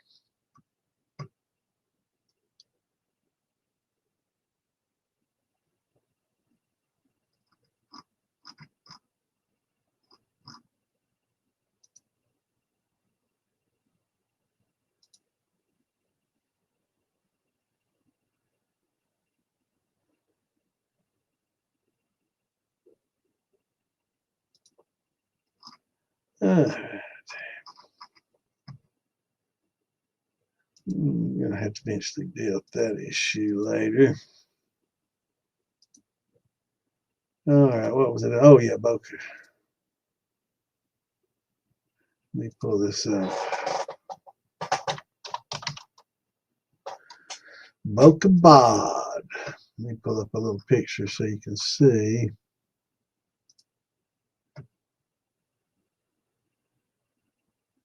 Well, that's a crazy fancy one. Let's see. This is the basic instructions for one, and I think we have the instructions in the DIY shine stuff. So if you want to check that out, let me screenshot this one. And this is basically what it is. And inside it shows you how it works. It basically has a condenser inside the column, and that condenser drips into a little collector right in the very center that it drips onto, and that's what takes the condensate out. And it's very high proof. Let me add that picture to here so y'all can see it. Those work. This is what it looks like. So let me take these comments off so you can see it, and take that off so you can see it. But if you can see how it's done, and I'll post this picture that I just screenshotted into the DIY Shine and Steel Building page, especially for that. But yeah, you can see the little collector and how it collects the drips right off that condenser that's inside the actual column. And it's kind of like a deflegmator built into the top, but it has like a drip coming right off the center of the deflegmator. My ears itching, and it'll these headphones itch me, and it'll drip right on this collector that takes it out, and that's really high proof. It'll make 190 plus proof every time, enough to call it a vodka. So I call it Vodka Bob, but it's called a Boca Bob. And if you want to Google that, you can check it out. It's got plans. I just Googled it and came up with that. And there's plans in here to make them. There's a lot of fancy ones that people have come out with and trying to improve on that design. But yeah, that thing's the bomb, man. It'll produce some high proof. And Eric made one of those too when he first started in the group. And he's into blacksmithing more now. Yeah, very, very interesting setup.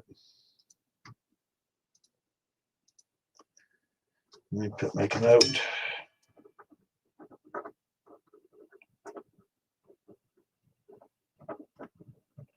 Let me check real quick too to see if that's in there maybe.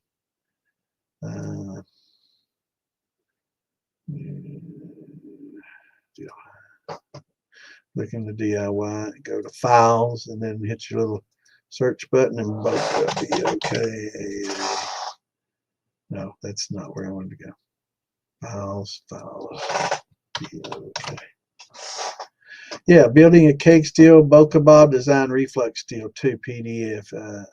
Yeah, that was added a couple of years ago, so 2.5 years ago. So there's a PDF in there. So just go to DIY Shine and Steel Building and type in Boca. Let me check and make sure that this is a good. Oh yeah, this is step by step how to do it. So this will work well. Yeah, this shows all your tools and every step. So this is awesome. Brother Joe Rutledge is no longer with us. He passed away about a year ago. Posted this in there. Yeah, that's a really good one. And this guy can't solder very well, so it'll make you feel better about some of your solder joints once you read that. But yeah, it's good. It's a good DIY, and it wasn't Joe that soldered that. It was something just that he posted. So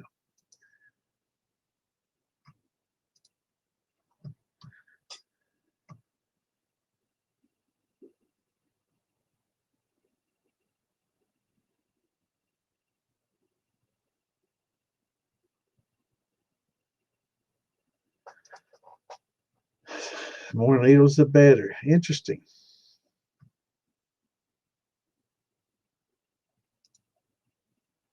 Yeah, I've got a pretty long shotgun that came on one of my little column kits, and actually, this column kit, um,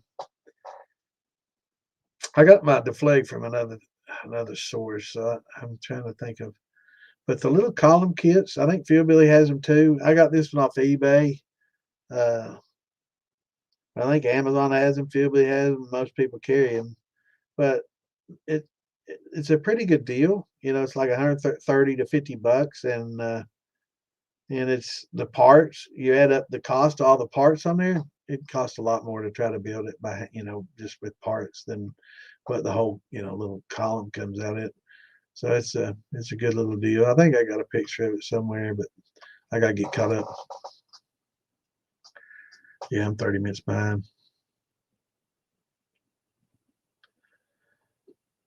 Raisins for just for flavor, or it would just add them, and just experiment with your recipes and figure out how many raisins to give the flavor that you need. You're not going to get enough nutrients from them, so you're still going to need your diammonium phosphate. Just get it. I know a lot of people. It's just cheap. It works great. Yeast love it. I mean, the wine industry, distilling industry spent millions of dollars developing the best, you know, and diammonium phosphate. Now, it's not the same as what you add to your garden. It's going to be a little different. It's not got the high urea content and all this stuff, but it works best. It's got everything the yeast need. Now, like we were talking earlier, add the raisins for some mouthfeel and some flavor. And, if you want to add some tomatoes for some supplemental mineral nutrition, that'd be excellent because there is some good stuff in tomatoes. But just don't do that if you're making a wine or brandy because it's not going to taste good. But it will add some good nutrients that will supplement your DAP for sure.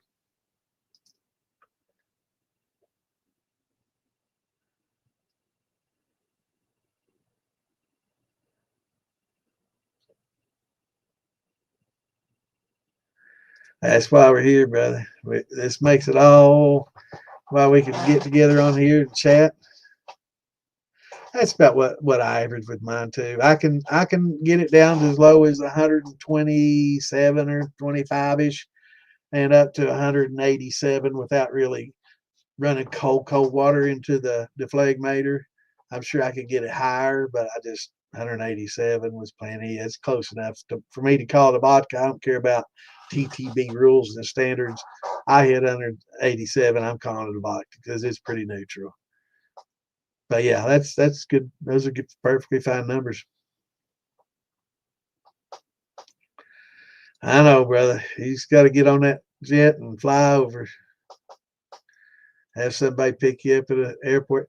I tell you, some of these flights, man, you can if you make them in advance and like Allegiant, some of these other ones. Hell, we can fly to Florida and back for less than $100 sometimes, man. It's crazy. There's a few. I think Missouri, West Virginia. I've thought Alaska, but I've got some replies from people in Alaska like no. But I guess where it's so remote, it's not something they're going to really get the sled dogs out to enforce, right? But yeah, hopefully we can get more and more.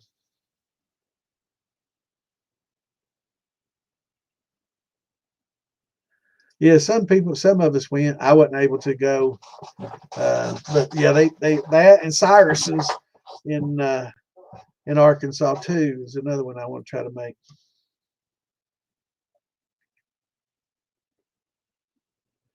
like the old smoky, salty caramel. Well, you might have to post flavor to get there because I'm pretty sure that's what they do.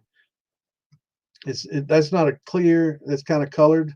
I think they post flavor a lot of that stuff. They create basically a neutral and then flavor a lot of it. If not, using infusers, that's where you get that extra flavor because it's hard to get that flavor coming off a pot, but that strong a flavor. But with infusers coming off a pot to some infusion chambers, and then it'll pick up some of that flavor. But it also picks up proof.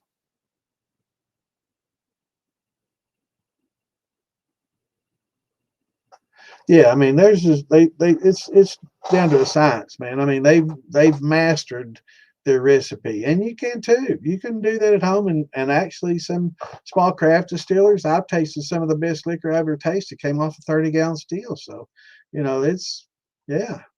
Um, but just mastering your recipe, getting it down, learning how to, keep your yeast happy. One of the most important things, keep them fed. A lot of, step feeding them, keeping them fed, not overfed. There's so many things that affect the yeast in little ways. There's hundreds of things that can affect your yeast in little ways. We try to deal with the main ones, but there's lots of different things, undernutrition, temperature, alcohol content just alone, if it's too high going in, too much sugar, that affects it, and too much oxygen, not enough oxygen to begin with. There's so many little things that can affect it. And if you can correct lots of little things, it adds up to be a significant, right?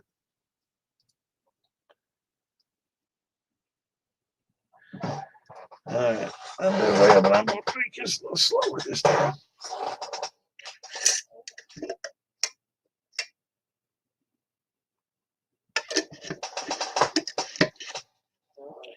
I think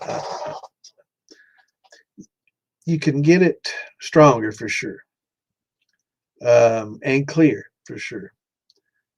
Tastes good, probably still have some of that flavor with it, but it's just not going to be the original, as much flavor as in the original.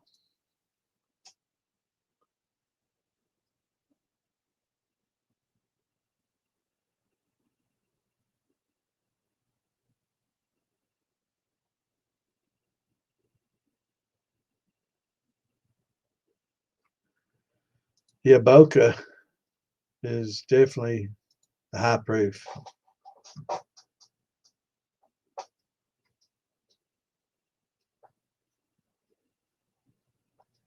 Yeah, that's right.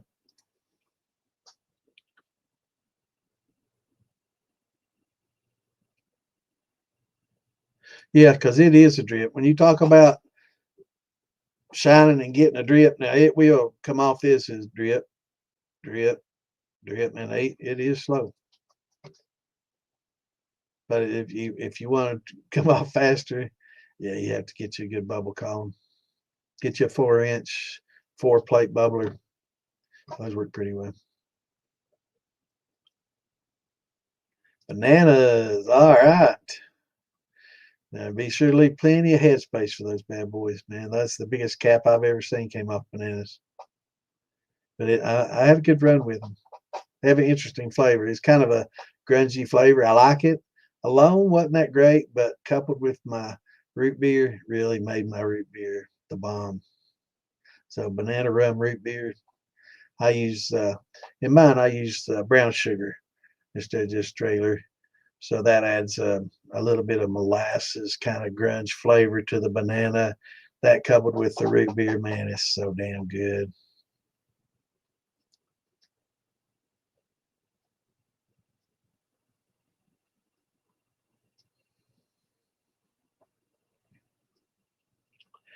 Let me show you a picture of this column that I'm talking about.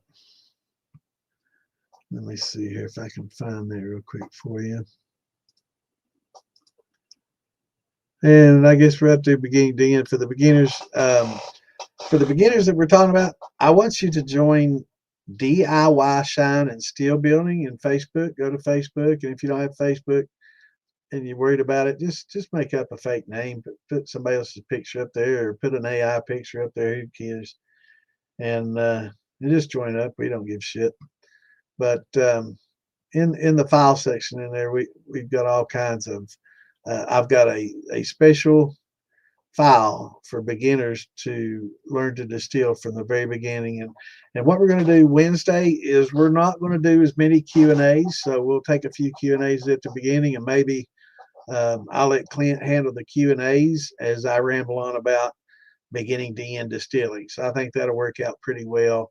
Letting Clint handle the questions and me just do the part on educating how to begin, the tools. I'll try to bring down what I use to mix with, stir with, and I'll have some visual aids and things like that. So we'll be able to handle two birds with one stone, so to speak. But I'm still looking for that picture. Bear with me just a second. I will find it. I'm getting stubborn. I have to find it. I get mad now that I can't find it. And I will.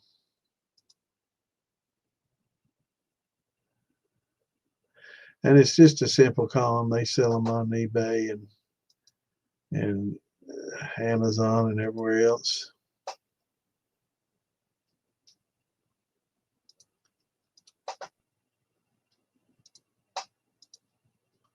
And I will find it. Oh yeah, here's for those who are asking, this is what my mud mixer looks like, except it doesn't have black paint.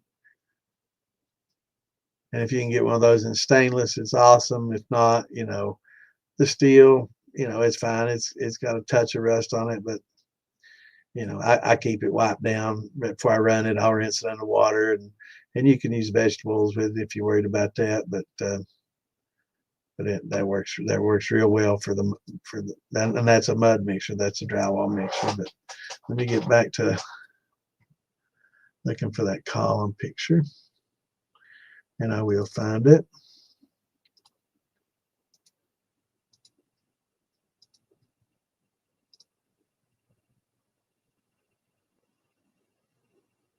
Here we go. It's in there somewhere. But this is basically what they are. And here's your deflagmator. No, I'm sorry, it's backwards. Here's your deflagmator. It's kind of short, and your condenser here. So that's about a 350 millimeter condenser tube. But this is just a cutaway to show you the copper mesh they put in there. I put mine in my sight glass so I can watch and regulate and keep that plate just like a bubble plate. I keep that liquid just about the center of that when I have copper. This is packed with copper. And you can't see where my mouse is, like I hope you could. Anyway, this is just a standard 2-inch column that you can get off. They're 135, 150 bucks in that range. Sometimes Black Friday coming up, you'll probably be able to get it for 90 bucks, 100 bucks. So if you're looking for one of these, that's great. And you can adjust your proof by adjusting the water going into your deflagmator. So the hotter it is, the lower the proof is going to be, and the colder it is, it'll increase your condensation and reflux and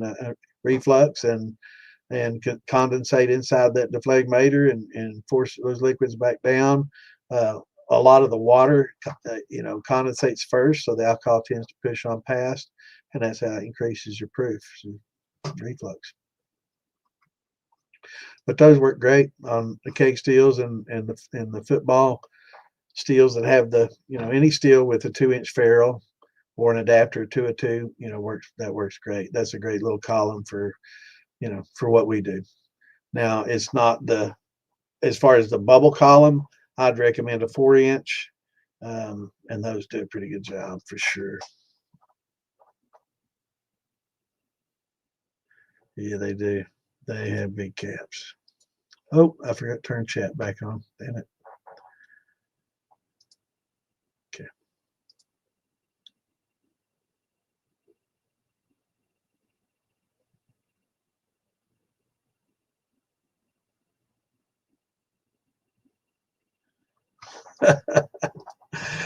Oh, this is funny, man. You're funny. What's going on, Bob?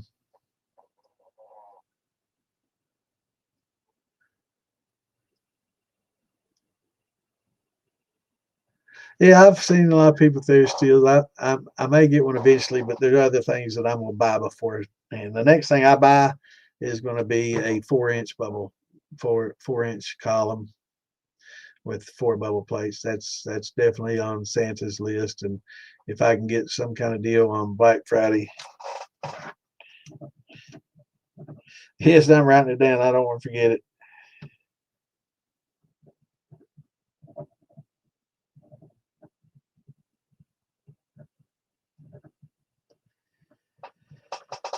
Because they're about 250, you know.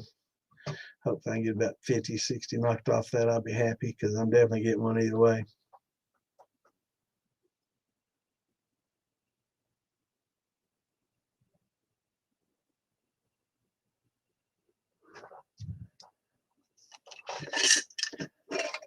Yeah, I wish I could do it all. There's only one thing I can get done in 5 minutes. We ain't talking about that.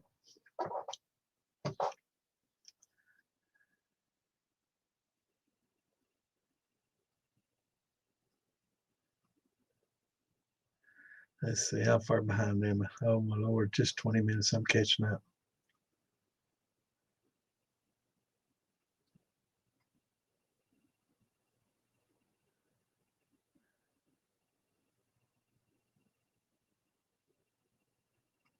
Yes, yeah. Alcohol, it doesn't go bad. Higher proof alcohol. Some of the stuff that's like below 60, 80 proof.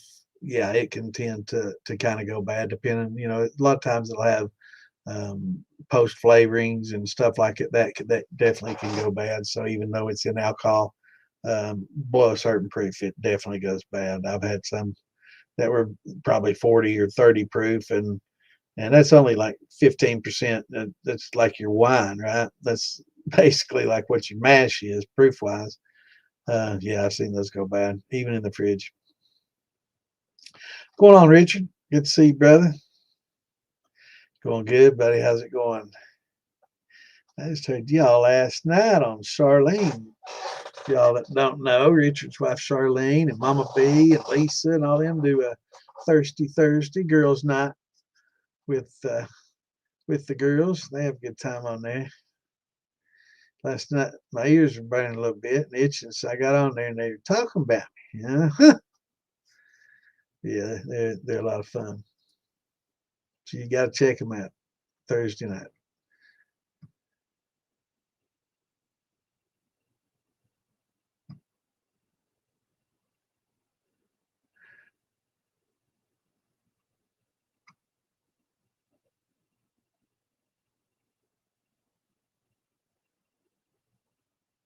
Yeah, this column I'm looking at, it's a 4-inch, 4 bubble plate column, and I just wanted to use it for vodkas, basically for neutrals, and for fixing stuff like my watermelon shine that is fucking horrible. So I'm gonna run that over the plates, and anything that comes out that has bad flavor and I want to clean up, it's hitting the plates, and that's primarily what I'm gonna use it for is just making neutrals out of nothing at all. You know,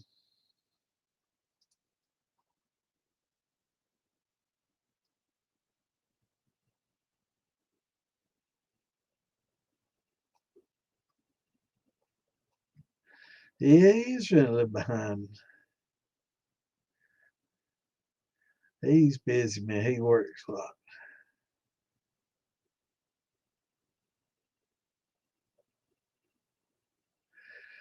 Talk about different types of columns. Um, the Boca, go to the you're in the DIY Shine and Steel Building. It used to be DIY Shine and Stuff. We changed the name DIY Shine and Steel Building. If you're in there, just go into the click on go to the top there where it's across and select files, and below that it'll show you where you can search for different ones. Just type in Boca, BOKA, and search, and you'll find the plans for that Boca.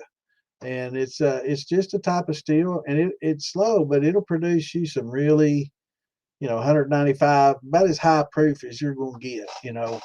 Uh, and it does it quite simply, without having to go to a lot of expense. And you can build them at home. It's got the plans and everything. It's a PDF file, and it's got the plans and everything. It looked like it was step for step, really good plans on how to build one. The guy didn't solder very well, whoever made that, but if you can get past that, it looked like pretty good breakdown of how to do it. So definitely recommend go check that out. If you want to get that high proof like that, I just I don't have time. So I'm just going to run, larger volumes through that 4 inch. My whole purpose is to make neutrals so I can, make other things with it, post flavor with it, and strip, make, vodkas with.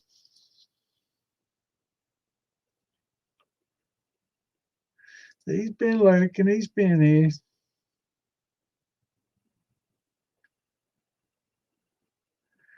Yeah, it's a constant adjustment, on that deflag, keeping the right temp.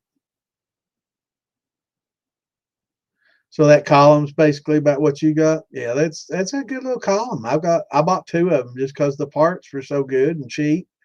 Yeah, definitely definitely a good value.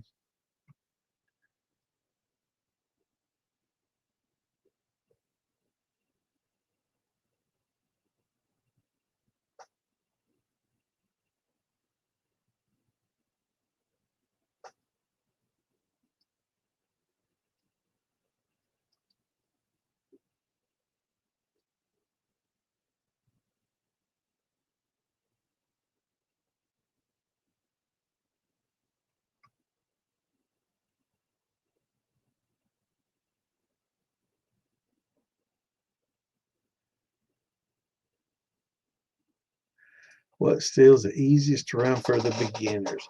I would say the football still. It's pretty much comes with everything. You don't have to adjust. You don't have to worry about all the gaskets like the three pots from Bever. You don't have to worry about the condenser running, and the undersized condenser, because the canister condenser that comes with it works.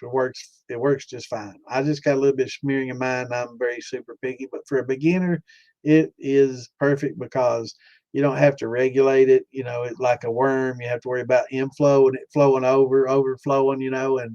And have to regulate the temperature. And sometimes if your flake's not big enough, you're having to add in water jugs, and if you drop it in there and it overflows, and yeah, that everybody goes through all those, learning experiences. But the breaking just the football still is probably one of the, comes with everything you need. You can, comes with the little pump and all the stuff you need. And um, you can see it comes with the pump. It comes with a, proofing hydrometer, even got your little graduated cylinder. You got you some clay, and I'm not sure if these are just basically for rashi rings or if these are molecular sieves that comes with this. The little clay um, look like molecular sieves kind of, but it comes with the air gap or the air gap, so you can ferment in there as well. But that's a great little setup for just a beginner. And if a beginner would just want to buy this and run it, you can make good stuff with just this. Now, I would recommend using copper mesh instead of those clay or uh, porcelain or whatever molecular sieves or Reshi greens that go in there for reflux. I just put your copper inside that football, and it'll take out a lot of your sulfates, and that little canister is not bad. It's just if you have a shotgun, you can come straight off that football. It's 2.5 inch, and go into a 2 inch reducer and go into your shotgun condenser or worm condenser, whatever you got. If you want to add those on later, but if you want to order something and you just want worry free and be able to run it straight out of the box, this is it. Now, keg steels are a little cheaper, but you're gonna have to get you a little column, or you're gonna have to get you some 2 inch spools and stuff to come off that, and shotgun condensers, and so you're gonna have to buy extra parts and stuff. So, you're gonna have to buy from a couple different locations, find you a good keg, and then, you can upgrade that as well. But the keg and this are probably the cheapest, best ways to get started for sure.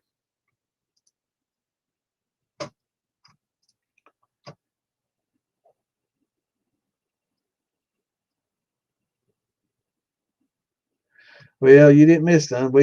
We crashed Wednesday anyway, so you didn't miss us. I crashed 20 minutes into the stream, so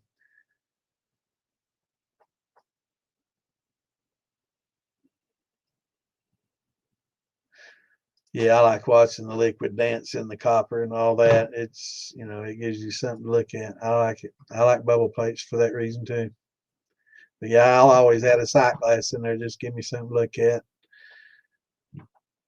That or Facebook, and then if I'm on Facebook, my collection jars start overflowing. That's why I put them in a big pot. I put them in a big stainless stock pot, so I can just set that jar in there, and when it overflows, oh shit, overflowed again. I don't have to worry about it. It's in there, and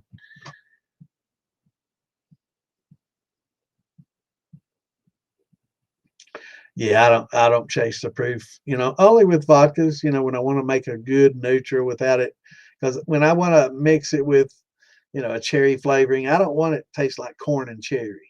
I don't, so I don't want that base spirit flavor in there anymore, or especially that watermelon.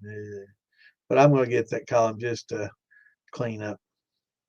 Definitely going to be for cleaning.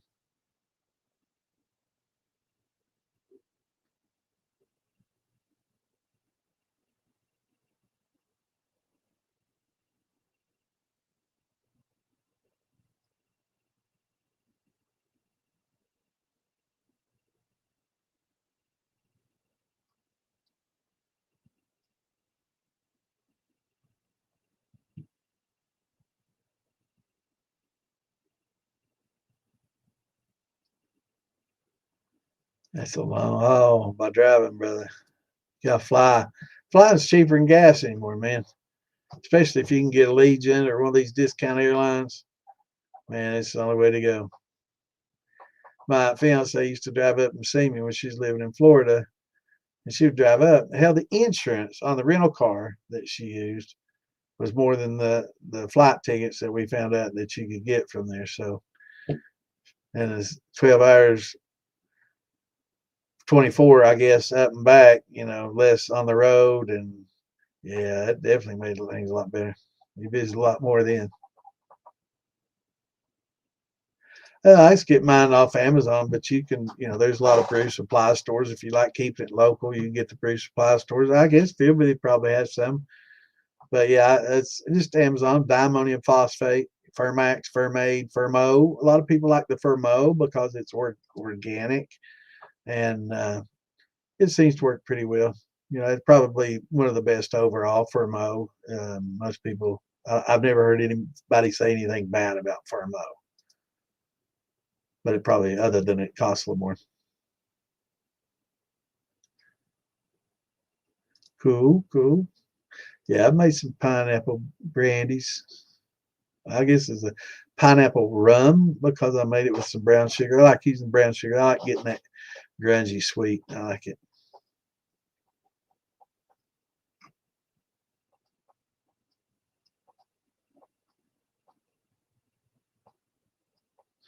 Yeah, yeah, I like it in my banana too. Yeah, I use a lot. I use brown sugar with a lot of things. I get that dark brown sugar. Yeah,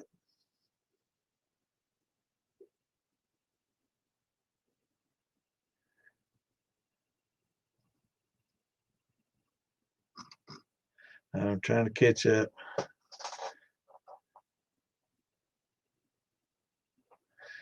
Yeah, you can put. Yeah, yeah, yeah. You definitely could. Oh, that's. I thought that's somebody asking that question. I'm sorry.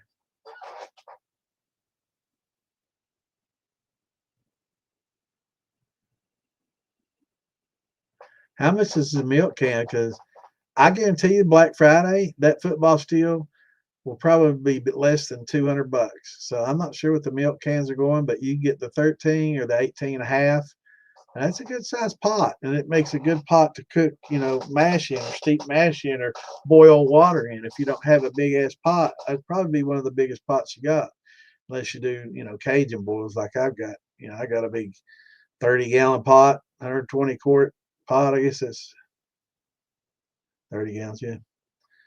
Yeah, it's a big ass pot, but it's got a little strainer inside it. I was thinking about trying to make me a little lid for it, man. That'd make a nice little 30-gallon still if I could shape me a little lid out of it. I might try that.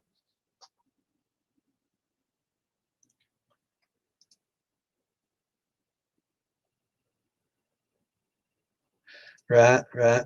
Yeah, it's a good little. It's a good little column. Yeah, it's definitely great. Yeah, Cyrus is in Arkansas,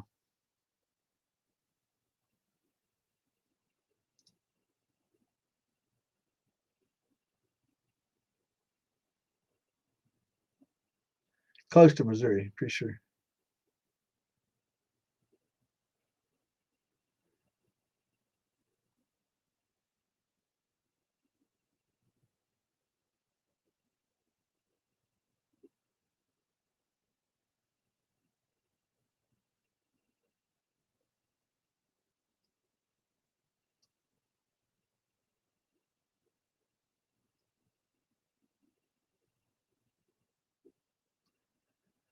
All right,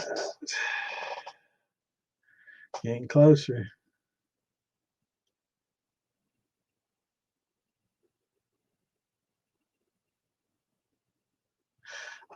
I'd go with if you're looking for a bigger steel. What size you talking about? 13. Right now, I know for a fact that these Vevers will go on a Black Friday. I know last year, no, it's 2 years ago, they had these 18.5 gallon Vevers football steels for $150 at Home Depot. Now, believe it or not, Home Depot sells some of these, you know, Vever steels. So they had $150, man. I was thinking so hard about just going in there and buying a couple and then hold them and reselling them, make a little buck here and there, but I don't have the rain. But yeah, they'll probably be on a good Black Friday sale, and for the money, it's 18.5 gallon pot that you boil 18.5 gallons in. So see 18, yeah, I'm not even just 18 times. That's a 72 quart pot, and great for boiling your water in. To do your steeping. So great. You can ferment in it. You got a little air lock that you can put on there and make your wine in there too. Of course, you definitely need to take it out before you distill it. We know that, right? I don't want anybody thinking you can just ferment and ready to run and scorch that yeast bed on the bottom. That'd be a mess. But yeah, for the money, it's going to be hard to beat, unless you just get a keg, 15 gallon.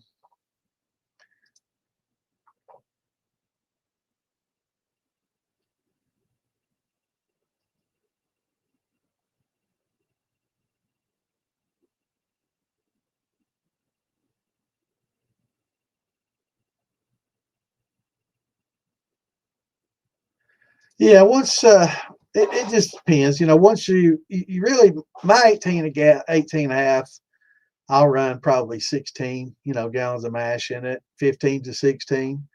And I get a drip at about an hour, you know, about sometimes 50 minutes, hour and 15, somewhere in that range, average about an hour. And by the time 4 hours runs, I'm done with my hearts and into my tails. Um, any that I run past that, I crank it up just so I can get through my tails because I save my tails and use those for the next run, right? To increase your volume because there's a lot of good ethanol in your tails. I have never understood why people throw tails away that's like 80 proof tails. 80 proof, they all cut her off at 100 or 80 proof. I'm like, that's as potent as what you're drinking in a jar that you buy at the store. That's how much alcohol you're throwing away, bro. So don't throw those tails away. I have when time's a pinch. Sometimes you just don't have that kind of time, and you have to consider the expense too. It's if you run a propane, it's going to be probably something going to be pretty costly to get those tails. If you run electric, yeah, just put a bucket underneath there. You don't have to worry about making cuts anymore. You can crank the heat up a little higher.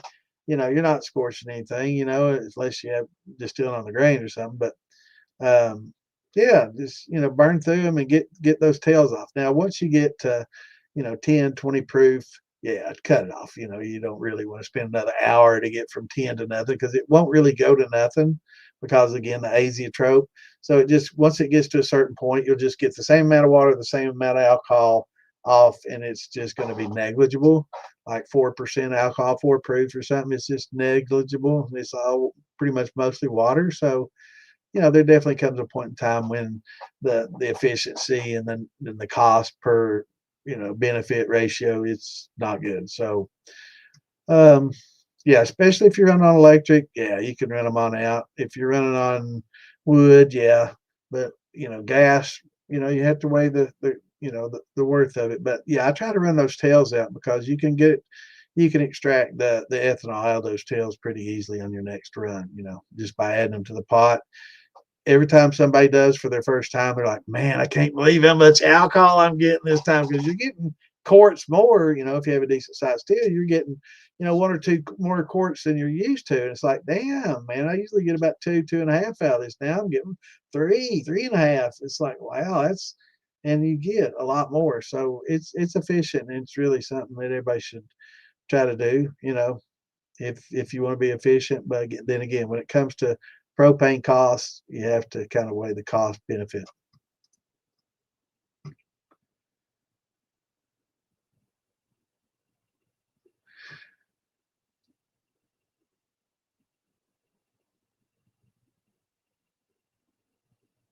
Yeah, I think so too. I think stainless with copper mesh is the way to go.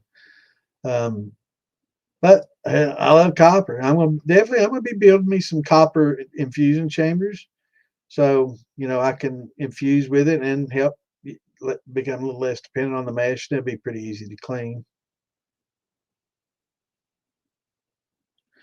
Yeah, I run it all the way down to about 20. Once I get there, if I want to save some sweet water, which it's when I say sweet water, everybody like, oh wait, and they keep tasting it, and it's like it never got sweet, man.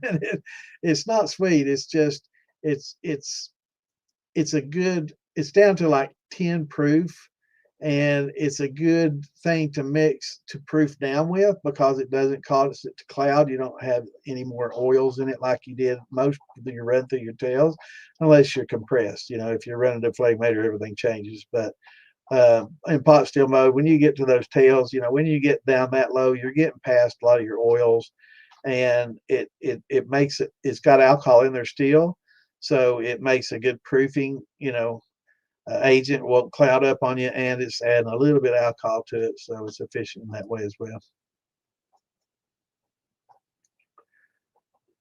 Yeah, yeah, that's what you do. Yeah, yeah.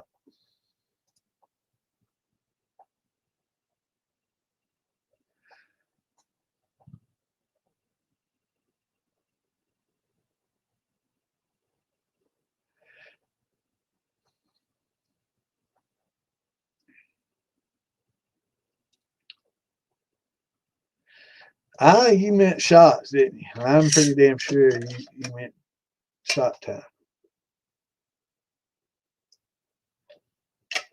I gotta sip this, man. That shit, that's fire right there.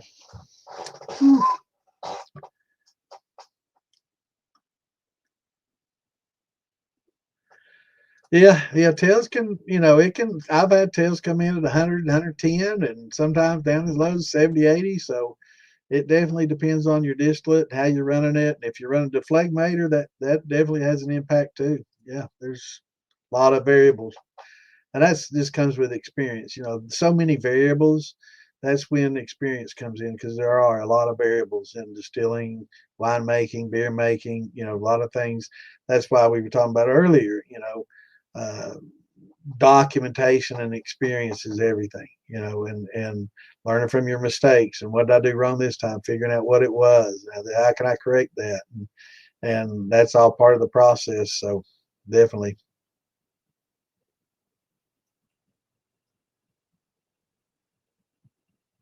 Yeah, it is. It's a lot of work.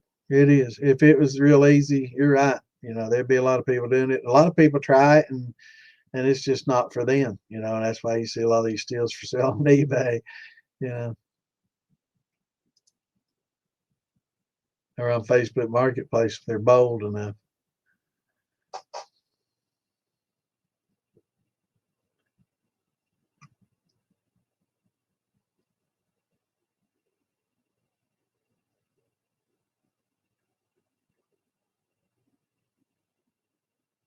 Yeah, yeah, that mesh. Now that's another good point is when you pack that column with mesh, I mean you can start putting botanicals and stuff above it and not worrying about them all dropping down and keeping them in the vapor path and so you can create like a inline gin basket.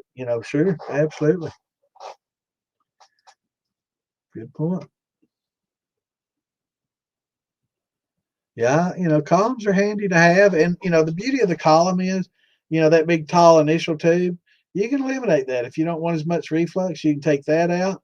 You can take that deflagrator out. You can just use a small spool going into an elbow and do an elbow straight into your shotgun and have pretty much a whiskey, in low proof, very low proof, 120 to 25 proof coming off it like that. No problem at all. And then you can add more reflux, longer spool, deflag all the way up to 187, or more if you run real cold water. So it can make it pretty flexible just having it because you don't have to run the whole column like that. You're just getting parts basically, and it's like an erector set. You can build it different ways.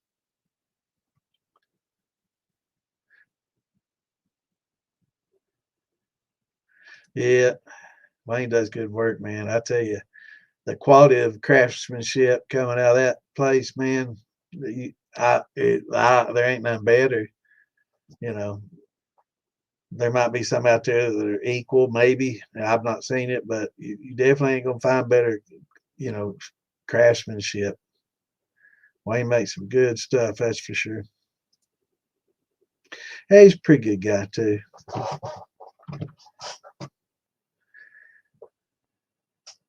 He's talking about the little ceramic balls. They're like a hollow tube that come with the Bever football steels. They're used for reflux, and I think they might actually be molecular sieves um, to increase proof. So, uh, actually, I thought molecular sieves. That sounds like it'd be expensive. No, they're not that. It's just basically. I think you could use coral. Certain types of coral for a molecular sieve, but it's just a porous thing that allows a molecule of alcohol through and won't allow a molecule of water through. So, interesting.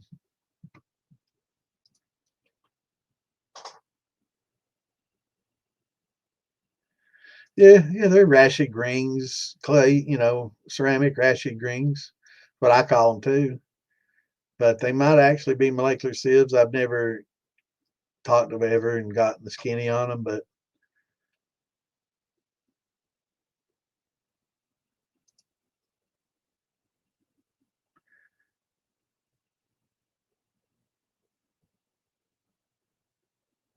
yep, absolutely. Yeah, that football is good for brandies and whiskeys.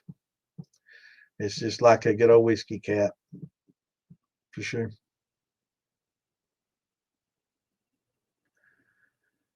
Yeah, I like copper mesh because it does the same thing and it removes the sulfites, whereas the others don't.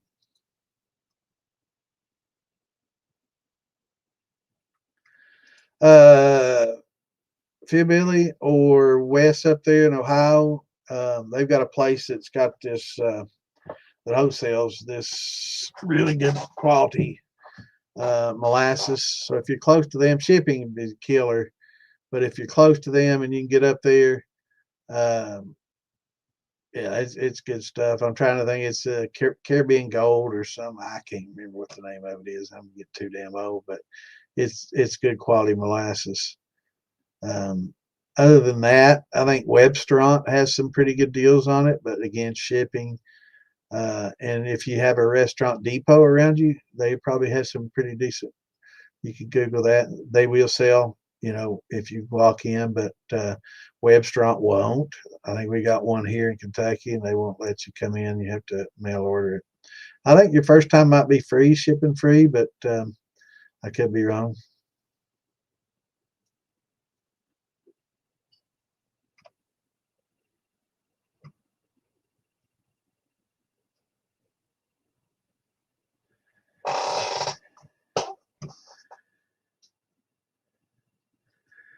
Yeah, I got you.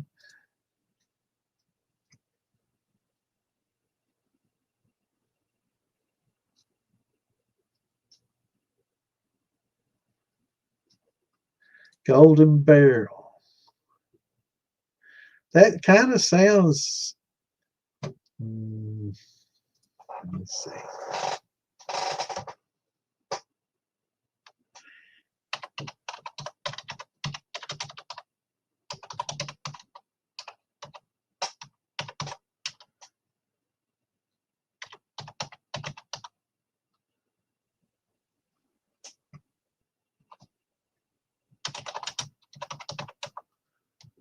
Uh, Black Pearl is what it's called. Black Pearl Caribbean Molasses. I think that's what it is. It's the Black Pearl.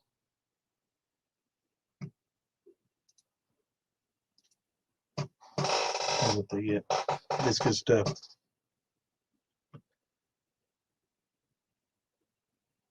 Yes, you can.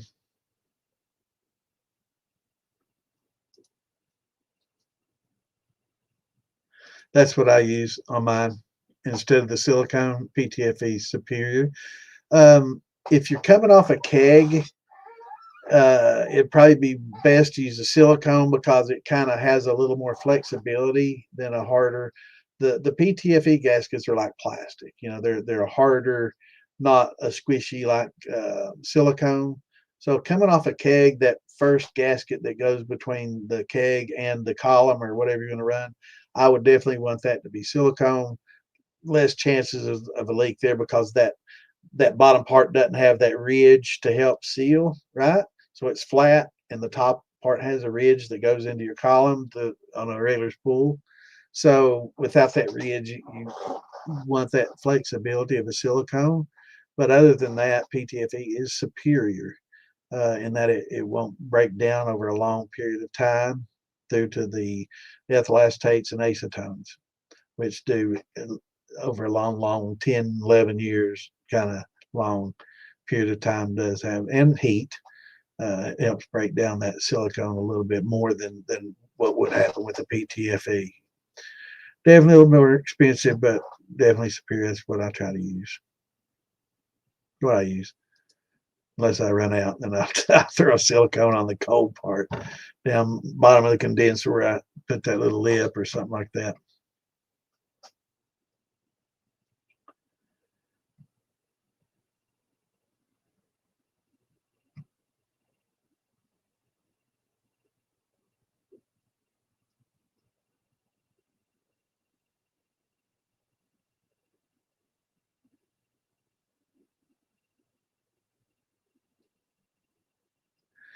Keep them tails, brother. There's a lot of good alcohol in those tails. Run them on out.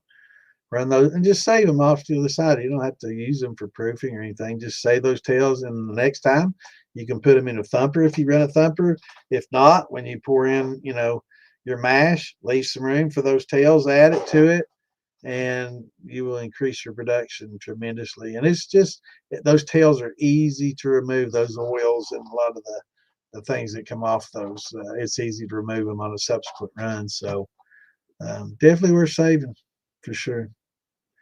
Now, as far as heads, saving those to run for a second time, no, I don't do all that. Some people do that too and do a feints run, with the heads and tails. No, I don't ever say that like that.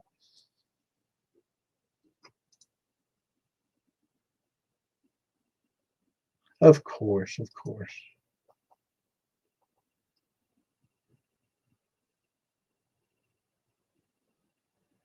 You need to get on YouTube, man. Those notifications are slow on the old Facebook. They are for sure. They're slower than hell. So you definitely gotta.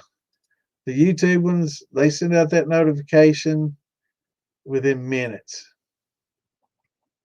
and or within a minute or two. But yeah, it's a little bit slower on Facebook, if at all.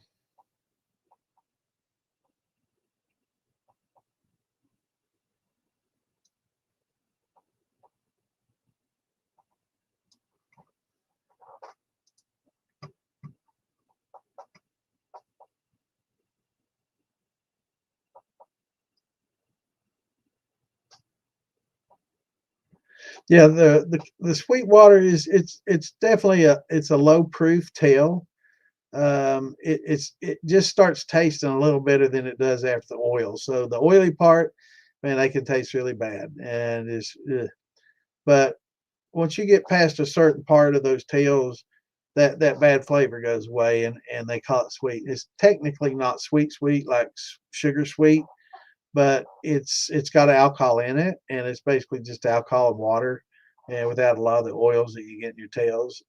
And it's good for proofing. It's good for uh, not clouding up when you proof. So a lot of times people will, proof down their alcohol, and once they get below like 80 or something like that, they start getting cloudiness. If you use these sweet waters, you can go a little bit lower without getting any kind of cloud. And basically, the cloudiness is oils.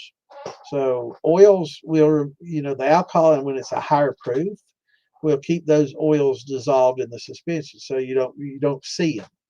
But as the proof drops, the alcohol loses its ability to be soluble to those oils, and the oils start coming out of the solution and becoming more visible because of the proof is lowering, and the alcohol can no longer keep them solvented out, right? I just think it made up a new word.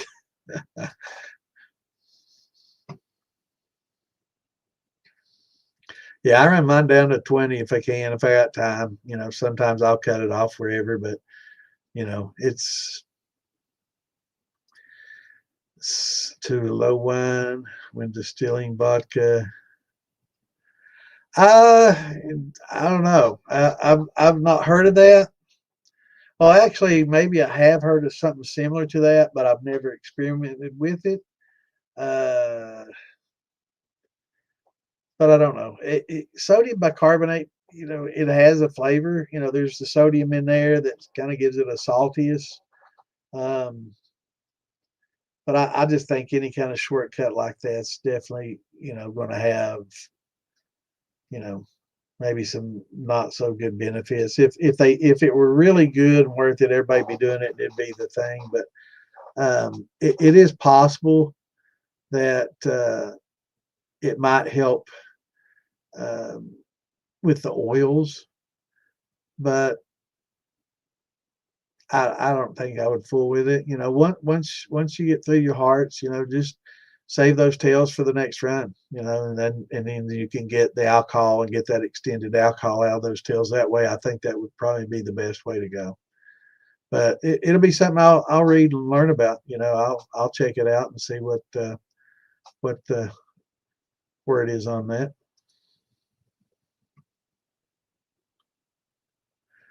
Oh yeah, you'll always make mistakes. Yeah,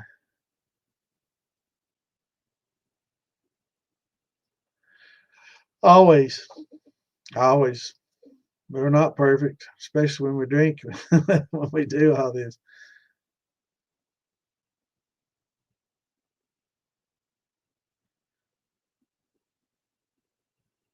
Sounds good.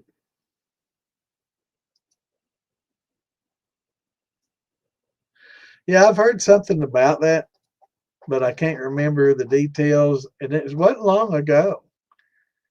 But I don't. I did look at it a little bit, and just kind of just discredited it. But there may be some truth to it. But nah, I'll just say those and run them the next time. And but it's definitely something worth a second look, and I'll have a look at it. Make sure that they're the right kind of juniper berries. We did talk about that a couple of weeks ago. Yeah, make sure that you have the right kind because there's some out there that's not that good for you. Yeah, it's got a basket built in there ready to go. It's a rectifying head. There's a little screening, so you can put that mesh in there, and you can put other stuff in there. You can put your botanicals in there if you wanted to do gin and stuff. Yeah, it's a good little distiller. It's an awesome for the beginner. It's probably that or a keg is going to be your best thing if you don't want to buy other stuff and update. Yeah, Jennifer's for gin. Yeah,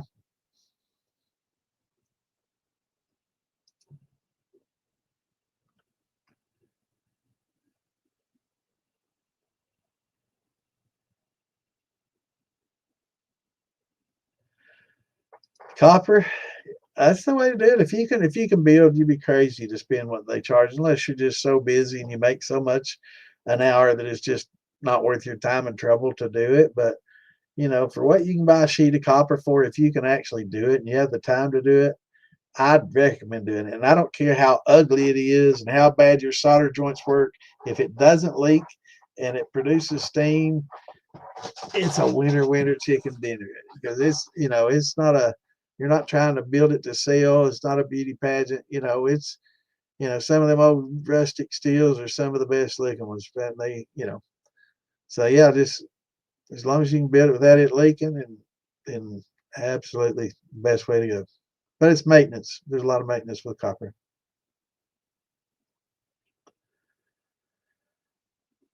Yeah, and that's where you really want your copper is off the top of that boiler on, because that vapor, coming into contact with the sulfites in the vapor is the best and most efficient way to remove it.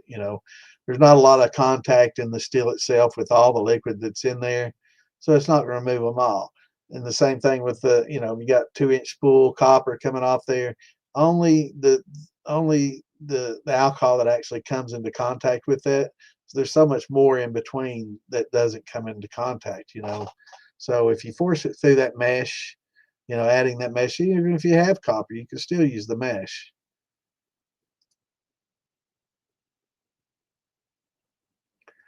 It's the only bever. I don't recommend any other bever. The others, they work fine, but you're going to have to replace gaskets. You're going to have to replace the pipes coming off of it. The copper pipes coming off of it are undersized. The condenser's undersized. The little, the thumper is, puke box. Yeah, it's undersized. Everything's grossly undersized on that thing, and the location of your condenser on top of the steel is a horrible place for it. So it's good deal on the pots though, to get the stainless pots. But when you get you a strip deal bit, drill through that lid with a little bigger hole, put you a 1/2 inch or 5/8 on there, and get rid of that 3/8 bullshit, and and go out further away from the steel with it, not sitting right on top to your thumper and then to your worm, and increase the size of that worm and that little pot. It's use it as a camp pot or something else, but it's too small, that little pot that they give you for the condenser. So yeah, it's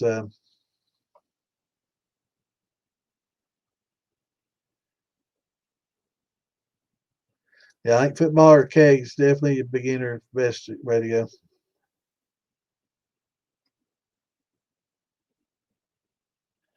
Yeah, there you go, man. Have a drink, bro. On me. That's some high proof, high quality H2O right there. It says 140. I think I proved it is 145. Where I put the hydrometer in there, it's 145. Bloody Butcher Sour Mash. That's my last of that. Tonight I'm gonna add some rye to my apple wine though. So I'm gonna have a little apple rye. Somebody mentioned that in theirs, and I was like, damn it, I just started apple and I didn't even think about that. But I've got some rye I'm gonna add to that. Definitely hit that like button. I appreciate you, brother. And subscribe. If you're on Fear Believes or Moonshine Militia on YouTube, subscribe. You'll get that notification every time we start a podcast. On Facebook, Chris just now getting his. It took a while, but you get your notifications quicker on there. Stuff. But yeah, Facebook, go to DIY Shine in Steel Building or Moonshine Militia. Join those. Tell Mo Santa sent you, and we can continue our discussions in there. So we can't be here all the time, but we can help you in there as well. But Wednesday, we're for the beginners that are here. I'm sorry we didn't. There's so many questions, and I get behind. Hopefully, you stayed and listened because a lot of these questions, especially on good beginner steels, we definitely got some good information out there to you for that. Man, That's still hanging in the throat a little bit. But so look for the Black Friday deals coming up. And for those that didn't get a good shot of it, I'll pop it up there again. But this is what's called a Bever football steel. Now let me see here. Get back to that. There we go. So when you look for it, you'll see this little football at the top. That head on top of that pot. That's what's called the football. And for a beginner, for a steel that if you don't want to add or modify or do anything, and don't want to fool with buying a separate column and doing all that, this is a great starting place. And you can add your columns to it later. But if you just want to buy something and today and be distilling tomorrow, this is probably going to be one of your best bets for the money. And Black Friday, the sales will be on these. This is one of Bever's biggest products. They've sold millions of these, and for good reason. It's what I recommend. Alan Bishop, recommends it. He's an extremely knowledgeable person as well. Most of your people that are very knowledgeable, they'll look at this and say, I don't know what all the fuss is other than people just hating China because of China. And if that's so, that's fine, because, that I hate their government, but their people not so much. But, it's hard to beat. And most of your stainless parts and stuff, whether you realize it or not, come from there anyway. So that column, there's very few stainless makers in the United States that are making stainless spools. It's just not that many. So yeah. Let's see what I got right there. Yeah. But definitely, that, or if you don't mind, purchasing a column elsewhere and then, putting it on a keg, you can do that as well. But those are the two best, cheapest alternatives, and best for beginners and intermediates. I mean, this is a rectification head too. If you use it properly, you can drain some oils out of the bottom here, and at the top it doesn't show it because where it says live, but there's a little valve up here that you can open up too that helps take some of your fours off. If you put a little I guess some kind of hose to it. Silicone, it wouldn't matter because you're not saving it, but you can plumb that away from it and have it dripping in another spot. I don't use mine as a rectification head. It's a good theory and it works ish, but it's best just to pour off the first bit that comes off and go ahead, right? But yeah, this bottom one, you can kind of drain that out and get some of the tails and stuff out, and some of the water that condenses down and doesn't go back into the steel itself. So it captures a little bit of that here. But yeah, it works pretty well.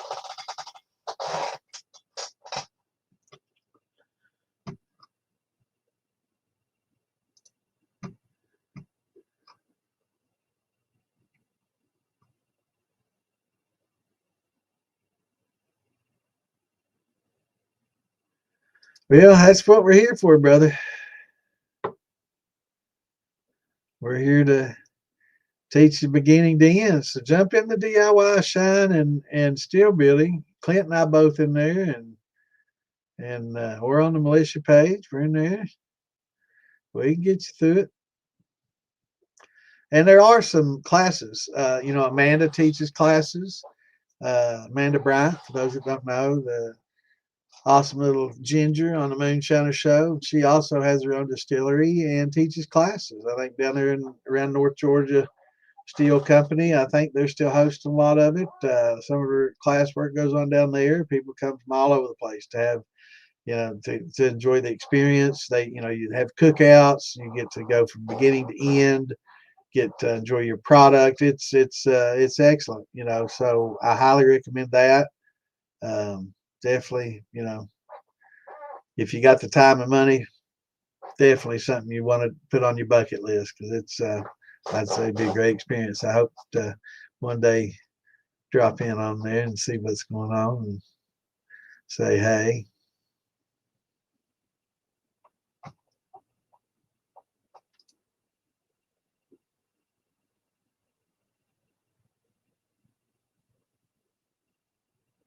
I've never heard of that, but that sounds like a pretty good. You reckon it'd work? But yeah, I think I talked to Ian, and I think at Big Easy at Philbilly's, and I think they're going to start trying to inventory those gaskets if they can get it. Now, I'm not talking about the big gasket that goes around the lid; those they can't get them, and I don't know of anybody that can get those. I think you can make one with a good silicone hose. But as far as just the hard PTFE type gaskets that everybody breaks when they over tighten those on their steel every time for the 3 pots, yeah, I think they're going to try to carry those, and it's not going to be the same one, so it's going to be a little bit more durable than the ones that came with it. And I don't know how much it costs. Probably $5 for a pack plus shipping. It's going to be pretty cheap and reasonable. But to get you a good little gasket set, I don't know if they have those yet, but definitely worth messaging Ian. If you message Phil Bill, you may or may not get a reply. Ian's one to talk to because he handles a lot of that type stuff, and Phil Billy's very very busy.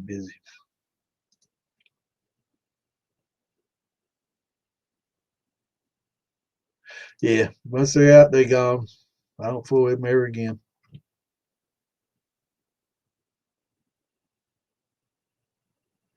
Yeah, yeah, you can do the moonshine you, or you can come here and get old Santa. I'd say you get about as much here as you might there. I don't know what they teach. We did. I'm sure they get into more of the science. I try to gear this for beginners because that's what we're pretty much geared to help here. But we did do a couple of episodes with where we got into a lot of the science of it. We may do another one. I need to go back and look at the date I did that. That way, people that wanting a little bit more than what we usually talk about. We try to keep it simple for the beginners on most of our chats, but I can take it about as deep as you want to take it science wise. But it's just I don't want to talk over everybody's heads or try. I'm not one to try to impress everybody with knowledge or anything like that. But there are a lot of people out there that do want to know this stuff, and I think the last time we taught it, there were a lot of people that really enjoyed it and got a lot out of it. But um, I try not to do that too often because we kind of gear towards beginners and they don't understand, and it kind of discourages a lot of people from getting into the hobby because they're like, I knew this is going to be too complicated, and they just don't do it right. And it's kind of like math. You throw up that mental block, and it's hard to break that once you say, "Oh no, it can be simpler. We can do it easier." It's just I think it kind of.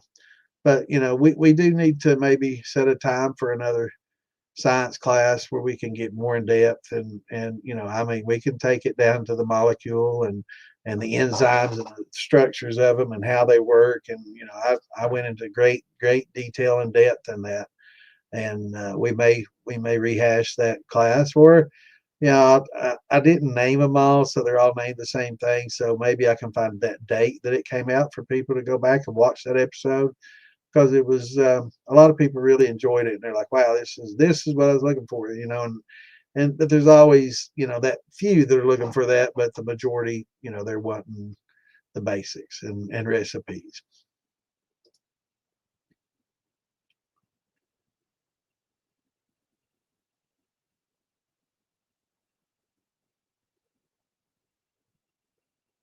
Yeah, ask advanced questions, you'll get advanced answers.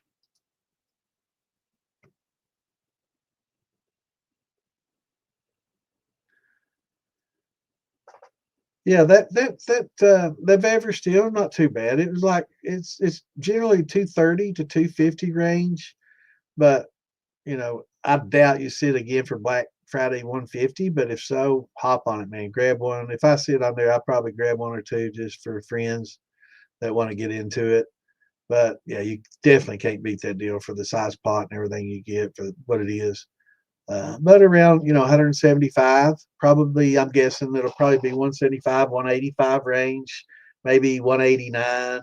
How they always do, but you definitely should be able to get a little better deal on it. You may have to go directly through Vever, go to the Vever website and search for it there, and then or search for it on Amazon and just do a web search. I definitely recommend that 18.5 gallon. That's a good size pot. It's great for boiling water. You get a lot of use out of it too.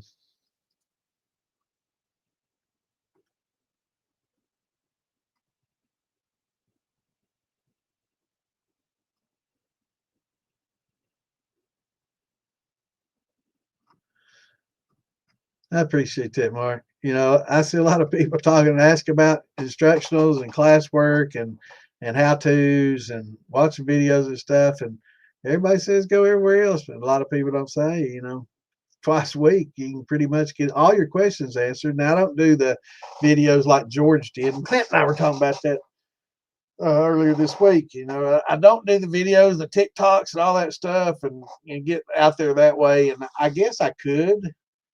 Um, get a little chalkboard or whiteboard, or maybe use a big monitor or something, and uh, and get into the science and do a little, get into a little bit more technical. But I just like being able to answer people's questions. And the whole theory behind this is, yes, you can look on George's videos or Phil Billy's videos or Cyrus's videos, or there's a lot of videos in Alan Bishop's videos for answers, and you'll spend days and hours watching video after next video after next video, and looking for that answer, right? And it may take a dozen videos or so before you get your specific question answered. You'll learn a lot in the meantime, but it's just not very quick and efficient. And I decided that a lot of times people just want the answer to their damn question and now. So I'm sorry you might have to wait 15 minutes in here, but at least you don't have to spend days watching videos and for that answer, right? So I figured nobody else does it this way, so we'll just do a question and answer. And a lot of people don't do it because they don't have the answers and they don't have the knowledge. And and I'm not professional to have all the knowledge. If I don't know, like somebody asked earlier about the urine and fecal shine, with the balloon. I mean, I'd never heard of that. I guess for good reason, but I'll Google it. I'm not too proud, and a lot of people feel that they have to swallow that pride when they have to open up Google for an answer because they don't have all the answers. And I don't have that kind of ego. I share what knowledge I have, and if I don't have, we'll learn together. And I'm humble, and I try to be that way. And some people, appreciate that, and some people think, "Oh, he's just a dumbass." I don't care. That's the whole point. I don't care what they think.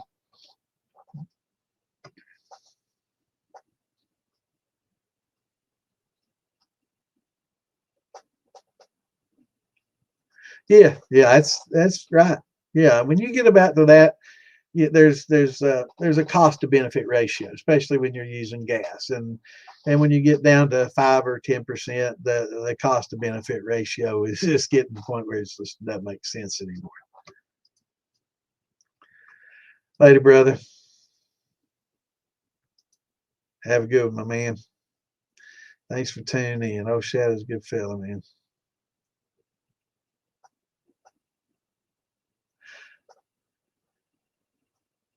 Well, you, now for wines, I don't use anything because I expect them to get acidic, and they will. And so I don't use anything to adjust the pH of my wines unless I know for sure that I'm going to be distilling it. Oyster shells definitely come in more handy with higher sugar, the higher sugar content stuff like washes and some wines where you have a fruit that doesn't have a lot of sugar. So definitely, but I only add that when I'm definitely going to make a brandy. Now, I say it's not um,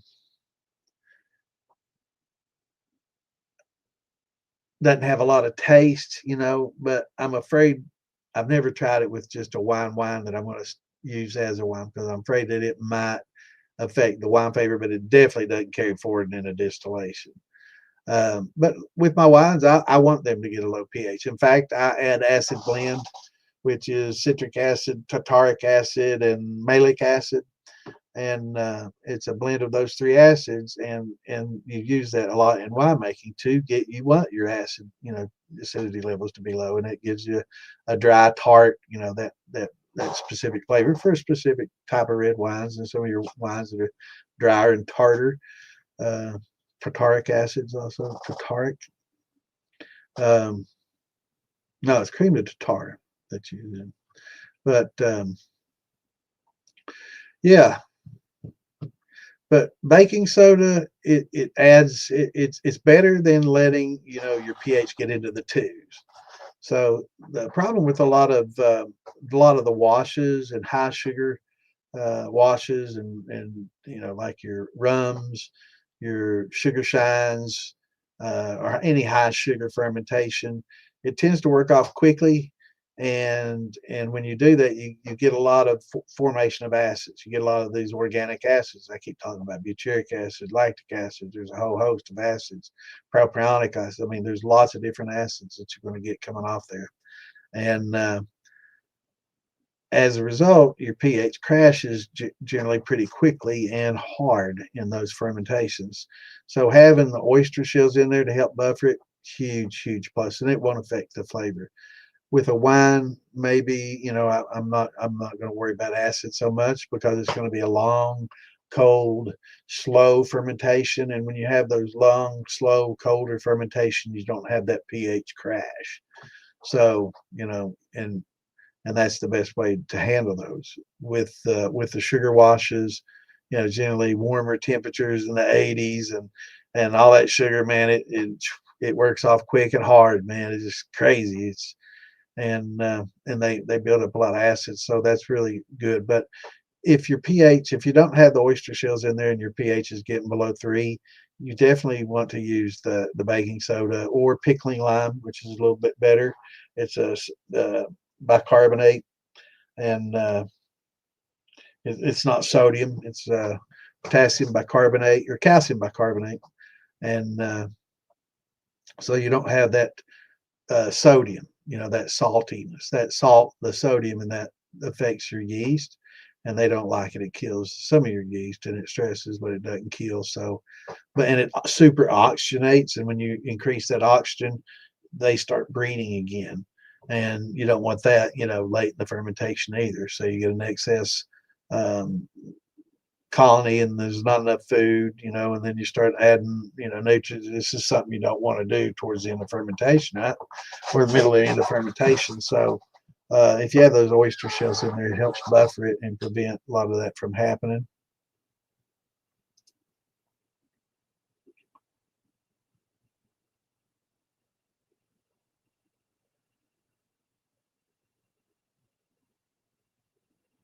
That's awesome. Probably got some good old ball jars, man.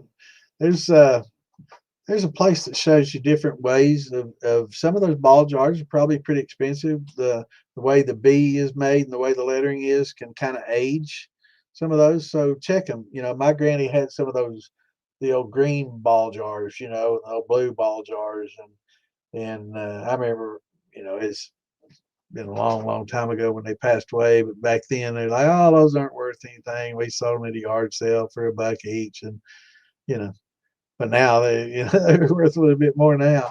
That's I wish I'd have kept them, but yeah, junipers for gin.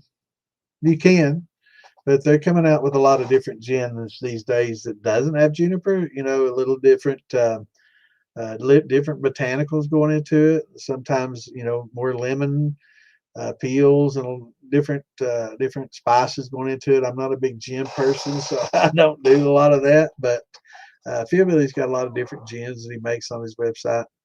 But when you do juniper berries, it's best if you don't know the exact type of tree that they're coming from, probably to get them at the store or from a brew place or buy them in packs or from Philbilly or somewhere, because there are some juniper berries off certain types of trees that aren't good for you, and they're common. So be very careful.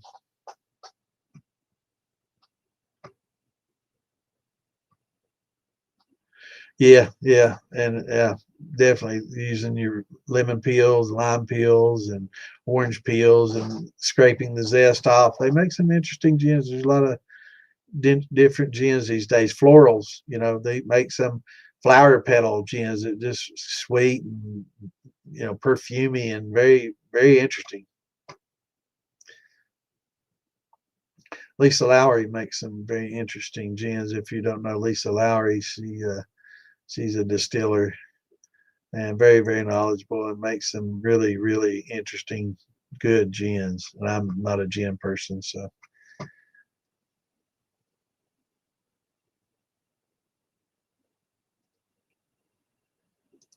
I'm not sure which one that is. I would deal with somebody local. If that's the one I'm thinking of, they kind of have a mixed rep.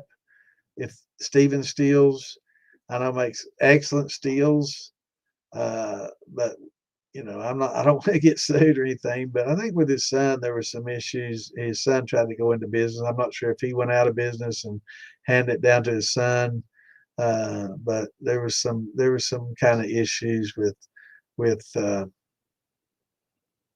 people getting theirs and getting them on time. And if they ask a lot, he would, wasn't he wasn't a real good customer relations person. Let's just put it that way.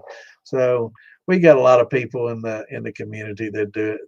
If you want one for less than that, call Bruiser. He can do the same thing, probably, no doubt. Or a lot of other people, for that matter. I'd say there's quite a few that could not be able to hook you up if you just want a boiler.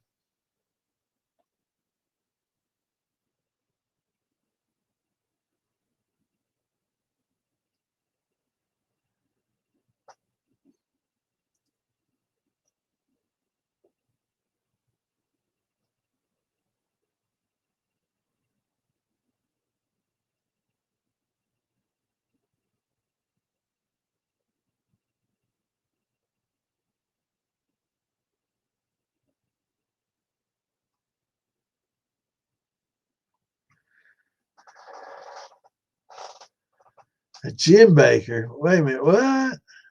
A Jim Baker not aging basket. I ain't, I ain't cleansing. You nipping at that bottle a little bit harder than that, ain't you? I know it's his autocorrect.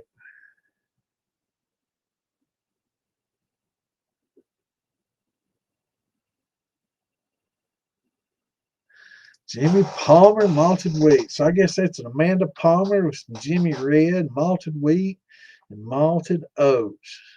Did you get that from Wayne? That sounds like something Wayne would make. Wayne makes some good liquor too.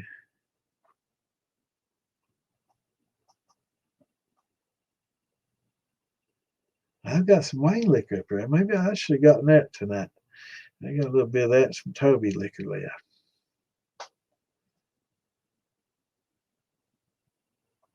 Excellent. It is very good at transferring. That's why a lot of your cooking pans will have like a copper bottom and then like a stainless top. It's kind of the best of both worlds. Too bad they can't do stuff, you know, uh, steels that way, but it'd be pretty expensive. I don't see our steel builders, able to do that kind of work. But yeah, like some of your frying pans and stuff, the Pioneer Woman stuff and Ann Loves, it's got a copper bottom and the stainless top. And Beth of Both Worlds, the cleaning ease of stainless and the heat distribution of copper. Really good stuff. Yeah, I run an 18-gallon Beaver all the time, man. It's what I run in when it gets cold and too cold to run outside. I bring it shit in and put that 18 right on the stove top and run her. Now you can't do it on all stove tops. I shouldn't say it, but it's only certain stove tops that you can run that don't cycle heat on off on off on off. So you have to have one that constant on. If you do, you in luck.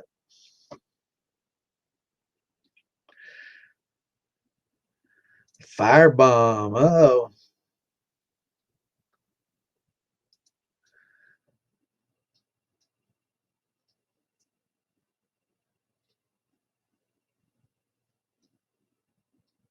you can. I mean, you can add all kinds to things to that football. It's got the little mesh in the bottom, so it's got a little screen. It's going to keep it. Now, I wouldn't put small stuff in there that's going to fall through the screen. You can put they do make a gasket that's got a fine screen in it, and I use that, and it's a 2-inch, and that goes from 2-inch to two. So you could use it on something like else, but might have trouble getting a 2.5 in that size. But yeah, if you put anything in there that you want to infuse, as long as it's not too small where it go through that screen and get down in there maybe scorch. You don't want that to happen. But yeah, you can put all kinds of shit in there. Botanicals like we are talking, or you can lay out some of that copper mesh and make you a little blanket of copper mesh and pack it down and then put some, botanicals and stuff on top of that. Absolutely. Works real well.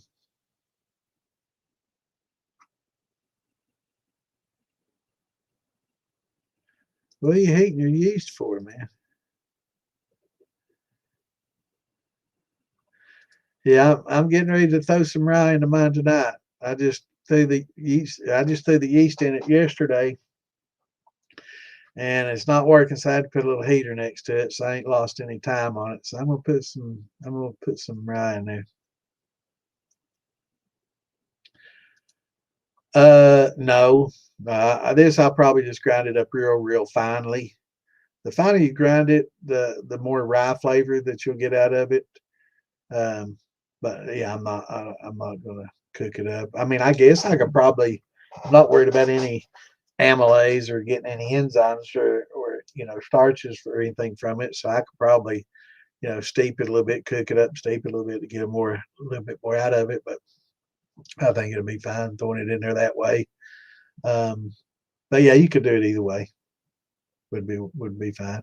Actually, I might do that just to warm it up a little bit, just to get a little hot water in there and warm up because I've got it sitting next to my oil field heaters now up there, and that should help it. I checked the temp, and it was about 60, 67, 68, and that's just too cool.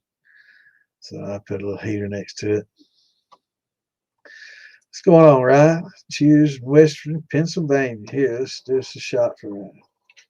I'm glad you mentioned that.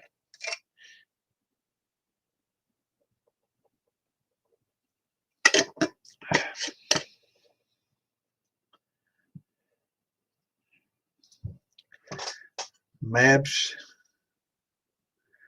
Yeah, what? Mabs shouldn't after these shots? Yeah, maybe shouldn't.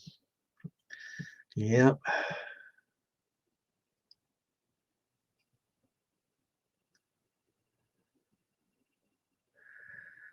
Yeah, it's up there in the refrigerator, brother.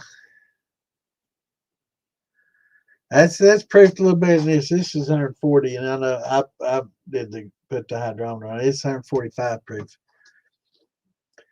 And my face is red too. I can see. Yeah, the finer you grind it, the more flavor you get out of it. A lot of people say, "Oh, just don't grind it as much." Well, I don't know what's wrong with grinding it fine and just using less if you don't want that much more flavor. So I don't know.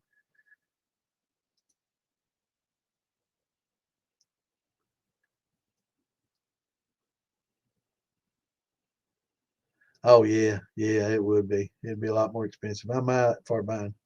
Lord have mercy, I gotta get caught up. It's about quitting time here.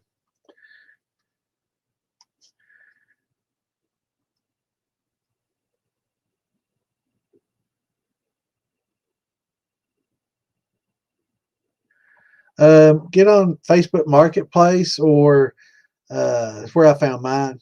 And I've been dealing with him for years now. I seen him. He posted on Facebook Marketplace. I get hard red winter wheat, and I'm glad you mentioned that. It's about. I need to get up here.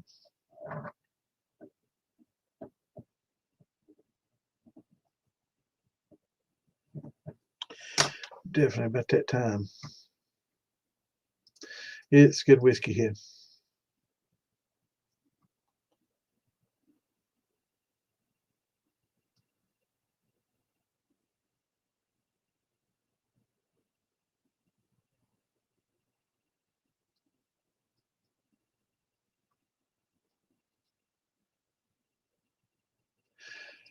The 18 and a half gallon, you'll put about 15, 16 gallons in there, and you'll probably get a couple of gallons to 2.5 gallons of hearts, and that's not proofed down. After you proof it down, you'll get a little bit more than that. But yeah, it's not bad.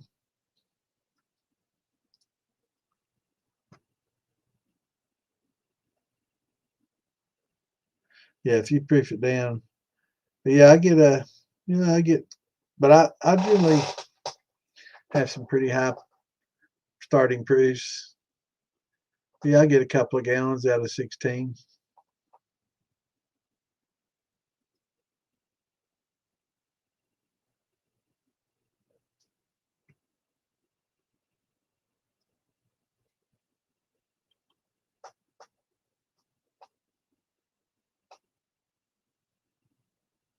Yeah, definitely big plus. Clean it out, big plus. And it's got valves in the lid. When you get done running, you can open up those little valves in the lid and not worry about imploding and all that. So you don't need all these vacuum breakers and all this other stuff that can fail. But yeah, after you get done, it's got a little valve right there on the lid. Pop it, boom, just let them vapors out, and it won't implode on you. It's important to know that and do that. I've seen a lot of nice copper steels go and suck right in and just crunch. Yeah, it's not nice, especially you got a couple $1,000s in it. You're all proud. The first time you use it, you forget, and you walk in and it goes, and it just implodes. Looks like a can somebody just squeezed in, and it's not a pretty sight.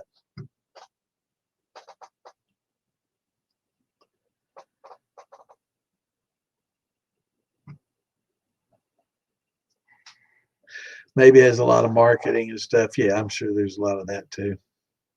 Amanda's is good though. Amanda goes into some depth in science. But yeah, I think the Moonshine U probably handles marketing and distribution and laws and a lot of things that you need to learn to go into the commercial end of it. It's not just how to. They assume by the time you get to that level, you already know the how tos and all that stuff. It's just how to take it from our level to commercial, and applying and doing a lot of that type stuff. I'm sure is covered in those classes. I'm that far behind. I can't believe it.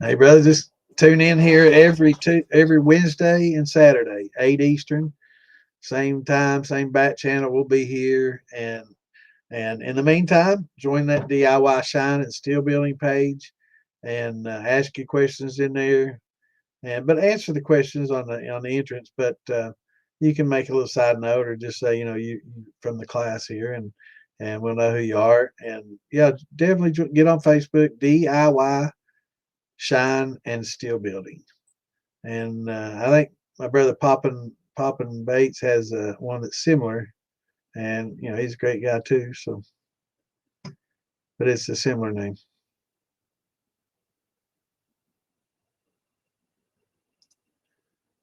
So using that Tyranny salted caramel flavor, and that's some good stuff.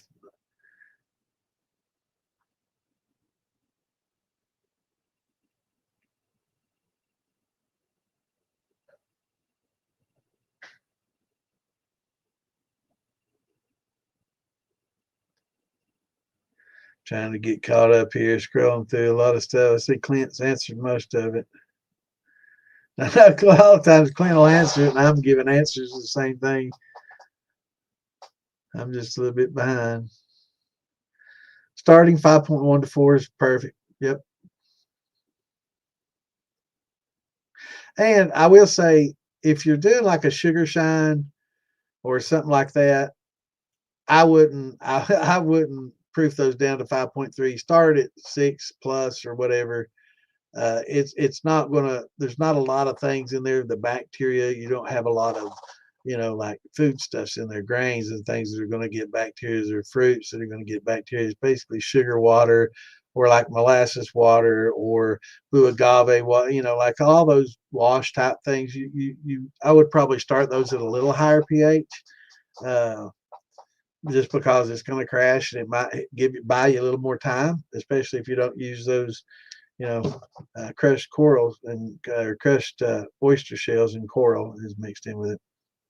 Yeah, those work real well. Boil them up and clean them up, and definitely work well.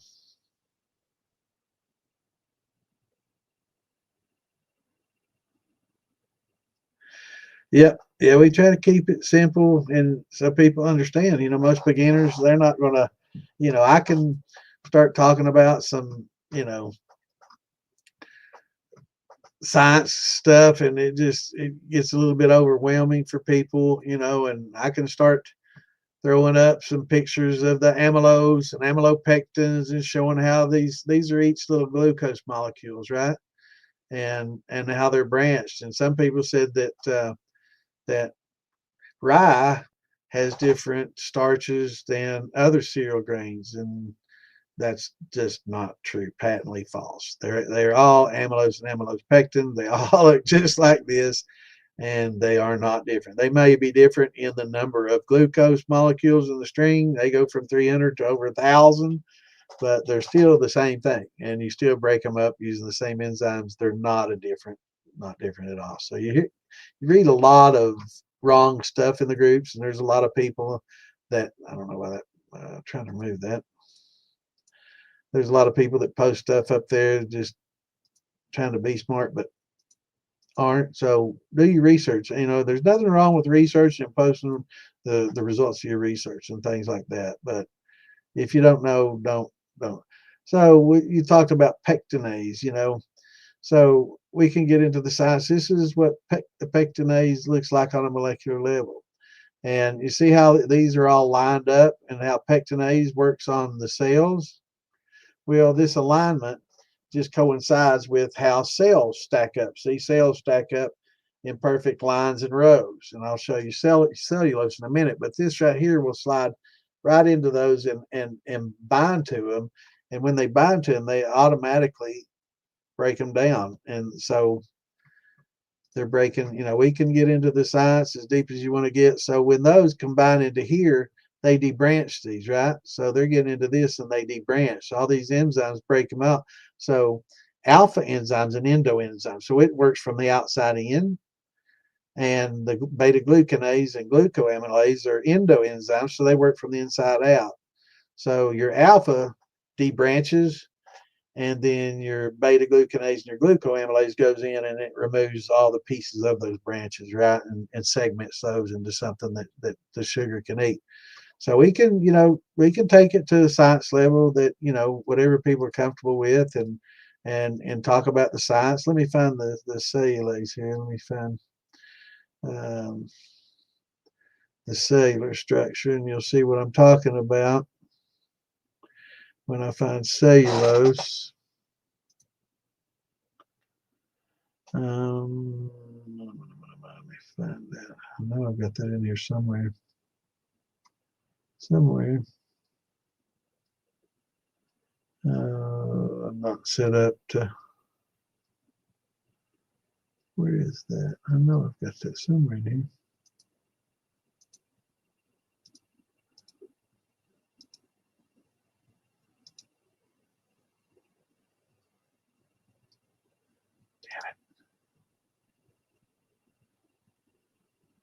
Oh, here we go. So over here, you see cellulose. See how I was talking about it? Lines up in rows and columns. So that enzyme goes right. The pectic enzyme, pectinase, goes right in and fits right in these rows and columns and breaks those down. So that's it's shaped. So this is amylose and amylopectin. This is the cellulose and glycogens in humans. So this is animal based. These are all plant based, right? So we don't deal with this unless you want to use insulin. And yeah, we don't want to, get all Hannibal Lecter and start making liquor with body fluids. So yeah, we amylopectin, and cellulose. So yeah, we can get a little bit more scientific and for the intermediates, and we'll pick a time in a few weeks, and we'll get a little bit more in depth on how some of this works for people that want to know.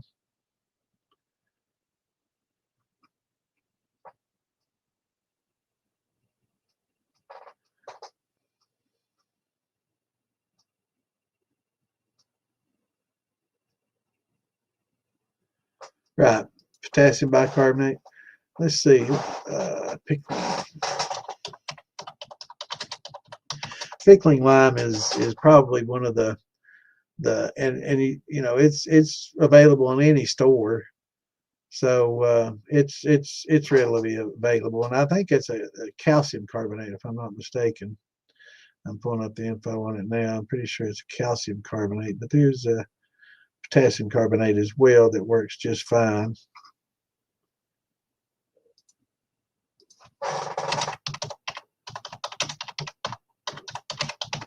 But the sodium and the sodium bicarbonate, yeah, calcium, pickling lime is calcium hydroxide. I'm sorry, calcium hydroxide, not calcium carbonate. Oh, it's old age creeping in on me. Gardening lime is calcium carbonate. Pickling lime is calcium hydroxide. I was thinking of garden lime, and that's calcium carbonate. You could probably use either. I would definitely use the pickling lime. It's available in any store, food grade. Both would work, but definitely the calcium hydroxide would probably be the best choice of those to use. And it's more food grade. It's designed for food grade. Pickling lime, calcium hydroxide. I'm sorry, I don't know why I'm thinking calcium carbonate, but yeah, pickling lime works real well. Potassium bicarb is fine. But the sodium, the sodium like I said though, if you're preventing it from becoming below 3 pH wise, it's going to hurt, but it's not going to hurt as much as the acid dropping off there and just killing off all the yeast and totally stressing everything out. So it's definitely the lesser of the two evils.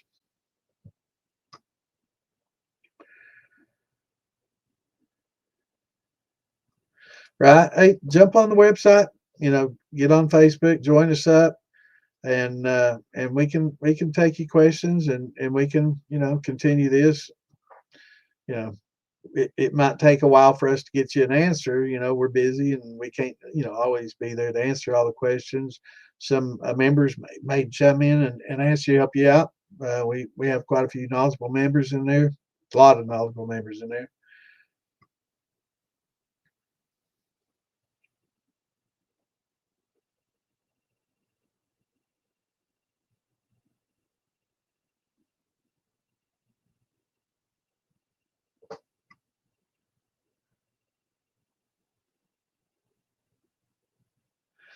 I like your nickname.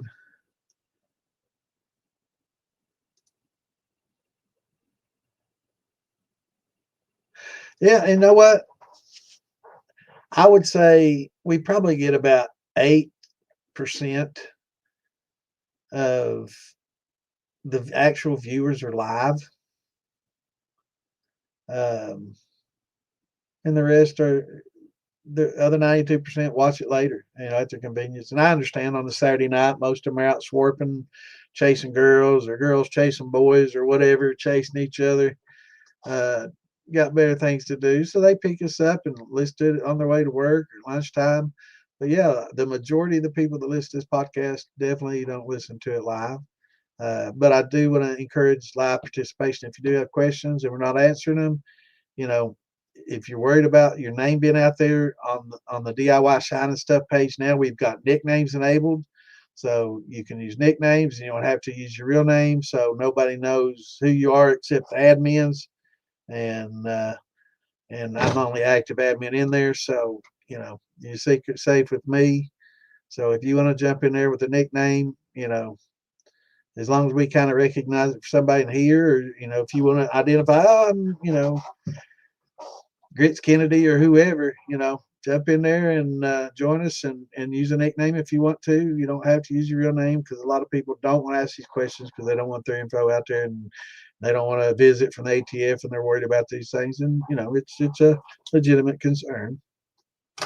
But yeah, join it up and ask your questions. That's what we're here for, and that's the whole point of all this, is to help people enjoy the hobby and not give up. A lot of people give up because they don't have the help they need, and the help they have, the help they do have is feeding them wrong information, and they jump off the frying pan into the fire, and things just get worse, and they just throw up their arms and just say fuck it and put the still on eBay and just go back to the liquor store and start buying their stuff again, and we want to discourage that. We want to give people, good information and help them in their hobby.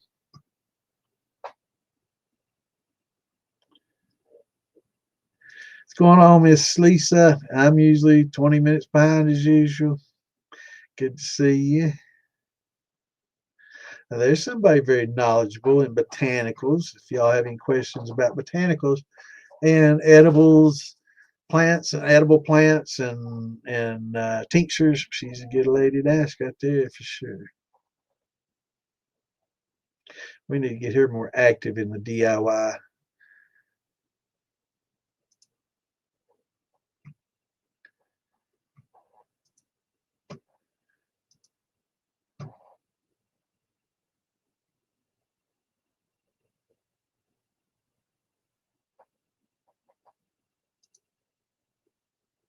I'm checking. You are in there, aren't you, Lisa? In the DIY page, you better be.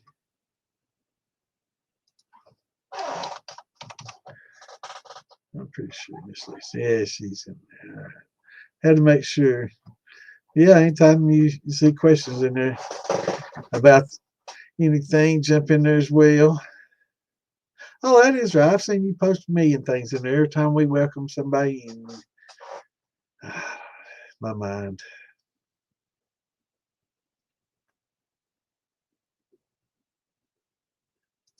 Sounds like something good. I'm just not big on the juniper berries.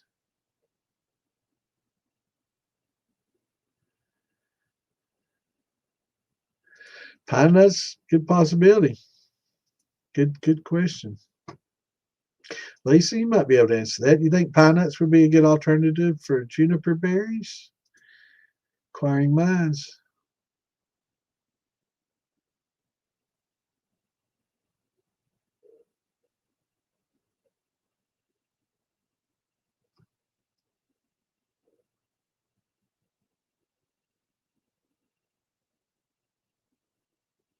Yeah, I think Toby makes a good rhubarb shine.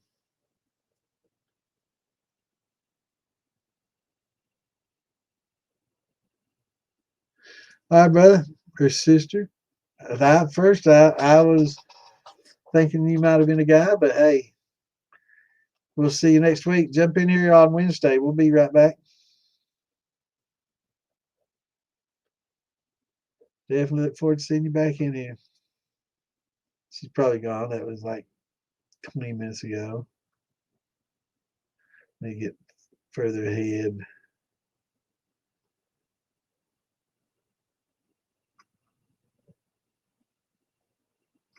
Doing the Hickory King. Sounds good. Yeah, I think everybody's doing some pumpkin. I know hadn't heard from Wes in a while. I think he's spending most of his time shredding pumpkins right now, man. Him and Philbilly got a shitload of pumpkins to do. You might have sent me 120. I was thinking you might have. You sent me a couple of different ones. One was definitely higher than the other one. I do remember that.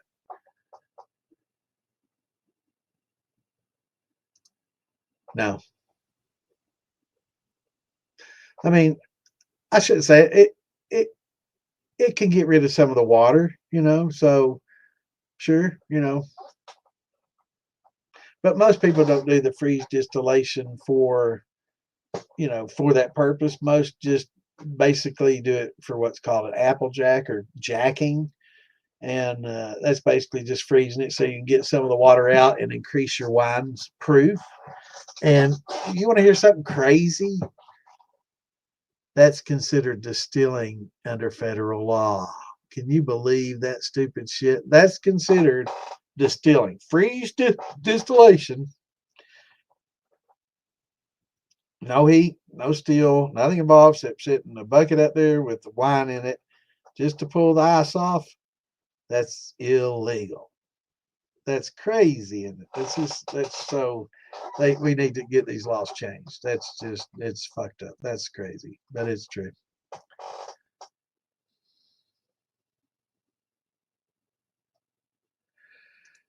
Yeah, I'm gonna make some copper jar rigs, and it's just gonna be basically the same thing a jar, except it's gonna have a big dump valve in it and an infusion, infuser in the top. It's gonna be the same thing, but copper, and I think it'll be a little safer. You don't have to worry about breaking, but you want to have that little, you want to have that visual. I like looking at those jar rigs go. It's watch that bubbling. It's mesmerizing, like we were talking about earlier.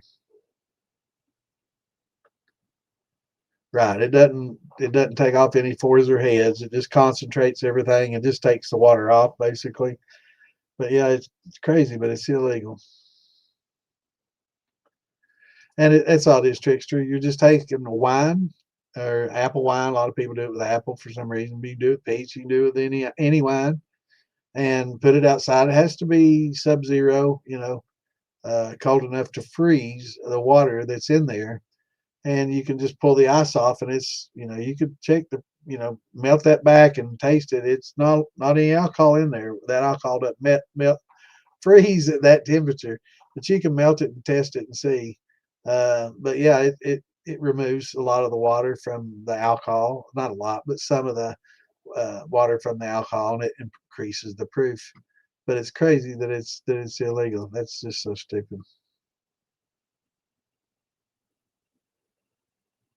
Yeah, and you can do it for anything. It's definitely better for a wine, but I mean, you can do it for corn once once everything settles, you got all your grains out, and you just have that corn liquor mash, set it outside. You can pull the water off, and it just concentrate the flavor of the corn.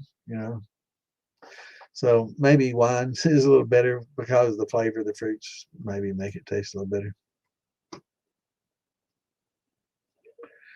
Yep, and back then, see, the water, they didn't boil a lot of water, and a lot of the water made people sick. But it had giardia in it, and a lot of the other organisms in water. They didn't know to boil it, so drinking water gets you sick. That's why back in the old days, everybody drank wine and beer because of the process. They didn't realize it, but in the process of making it, they were just they were killing a lot of the bacterias and giardias and other things in the water. So. Um, well, it's a good excuse as any to drink beer and wine in it. I don't get sick when I drink that stuff. Yeah.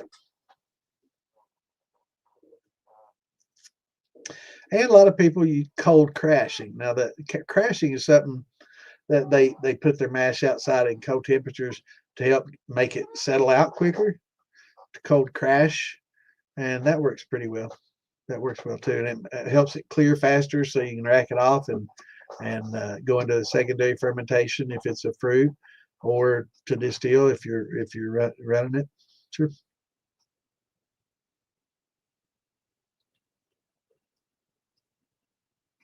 There's a reason for that. They're listening.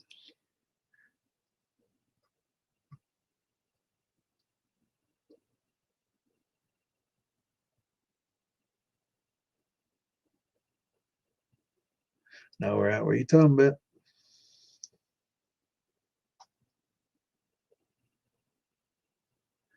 Yeah, inverting sugars definitely helps, and it's actually sweeter than sugar, and the yeast love it. It that basically table sugar is a disaccharide. It's a fructose and a glucose molecule bonded together to make a sucrose. It's called sucrose. And when you invert your sugar, you break that bond, and you create a monosaccharide of glucose and fructose. And your yeast love monosaccharides. It's harder for them to eat a disaccharide than a monosaccharide. So not only is it sweeter, the yeast like it better, and it less stress. Again, we talk about that stress. All right, guys and gals, I'm about down to 11:30, so we had a good 3.5 hour run in.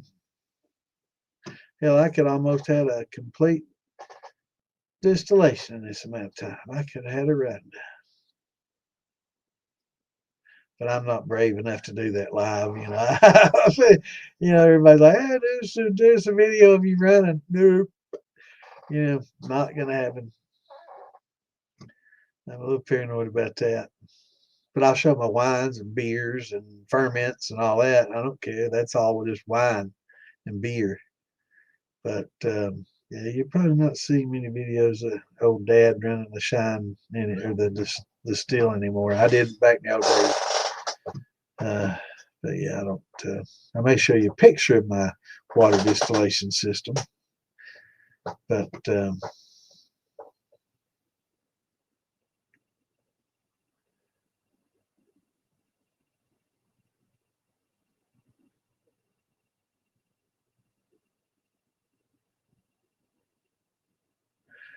yeah, I know I have to do the same. Watch UK play.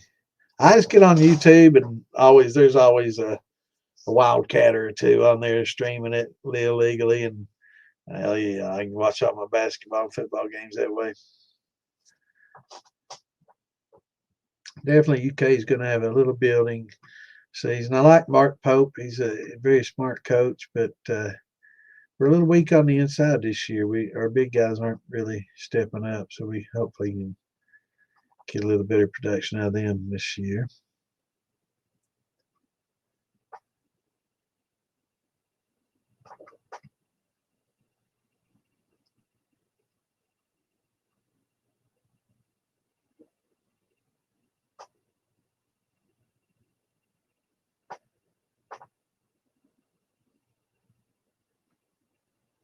Yep. Yeah, cold crashing helps a lot. It'll definitely, help your wine and your mash settle out quicker, you can so you can rack it off and run it.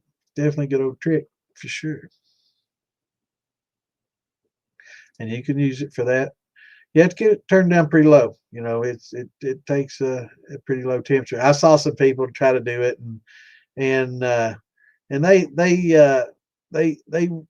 like use liquid hydrogen and stuff to do it with, and I'm like, that's just stupid. I guess they thought that you had to be near fucking sub-zero to do this, or absolute zero to do it.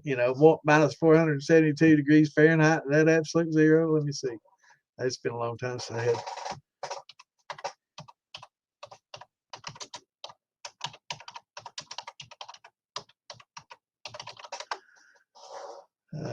No, it's not 472. It's 459.67. They might have changed that shit since I was in school, but 459. That doesn't sound like what we learned. They may have changed a little bit. 459.67. Okay.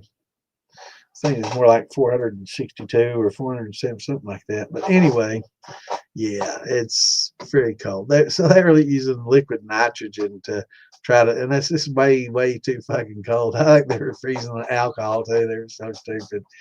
They didn't have science before they did that. So they were just trying to wing it.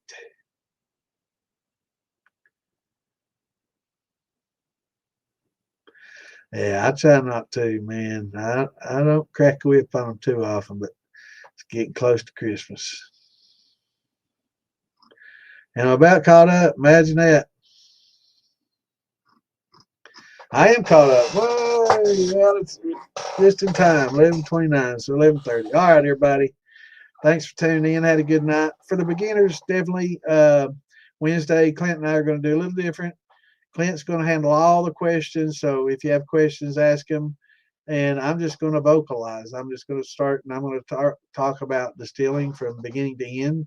If you want to make some comments along to help the beginners, and if I fail to explain something or go into enough detail, and you think you got a hint or something that would help, add that for sure, so they can read that as well. And we're going to kind of just try to do that, and Clint can field the questions. He does a great job with those, and a lot of them he answers before I get to them, and when I answer him, it's the same thing again. I'm just reading his answers. So we got those pretty much down pat. But yeah, thanks everybody for tuning in, and love having the beginners. So come back Wednesday at 8 Eastern, and we're going to do a beginning to end for you guys. So we're going to talk about first, we'll talk about, choosing what type of still for what type of distillate you want. And then we'll talk about different mashes, making wines versus, beers, and for your whiskeys or your brandies, and different distillations. And then we'll get into step for step, how to do, a mash with the enzymes versus a mash, with your using malted grain. So we'll generally touch on a lot of things, but for sure, if you want a good step for a step, you need to go to Facebook, join the DIY Shine and Stuff page, and DIY Shine and Steel Building. There's not stuff anymore. And let me trying to. Here we go.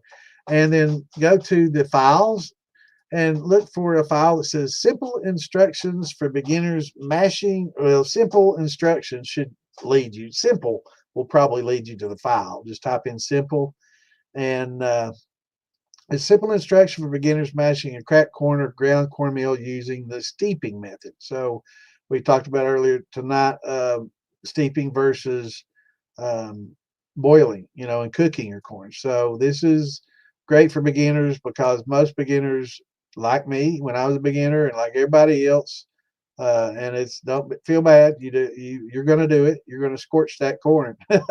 You're just going to do it. So because it has a long cooking time or steeping time, that's why, because it's 90 minutes. That's an hour and a half of cooking. That's a while, right? And if you're not there stirring constantly, it's going to stick to the bottom. It's going to scorch in your pan, and it's inedible.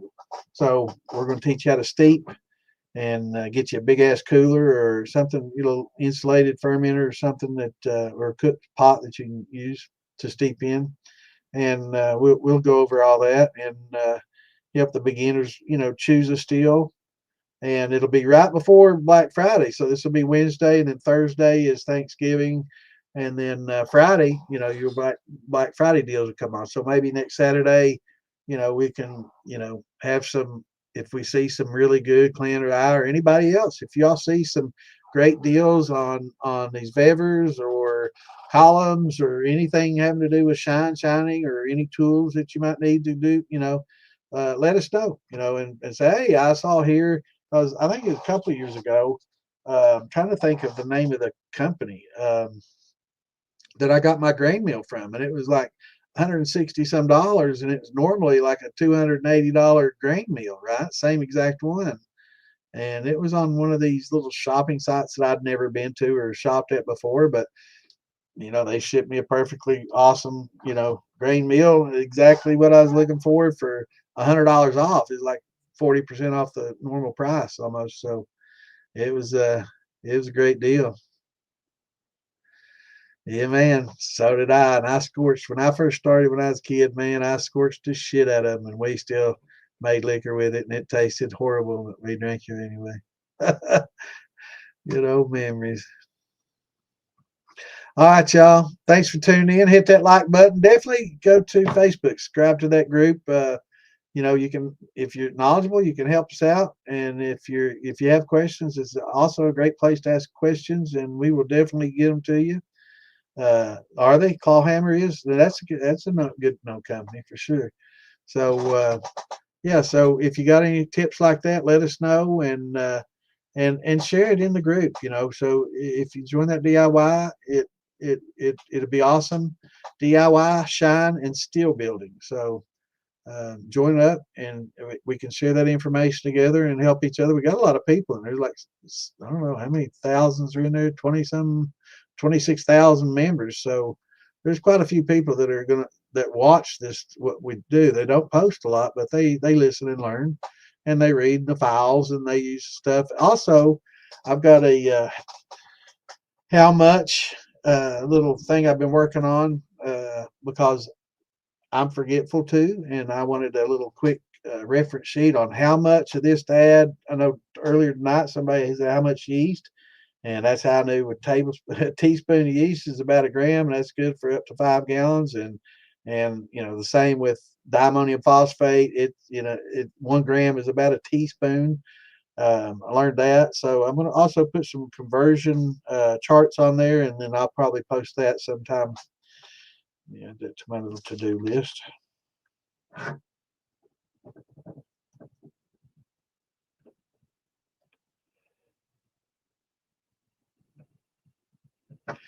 I'll do that as well. So I got to post parent plans, add the Boca Bob plan. Well, we got the Boca Bob in there, so I don't need to do that. So just if you want to build your little Boca Bob column, just go in there and type Boca, and you'll pull that up.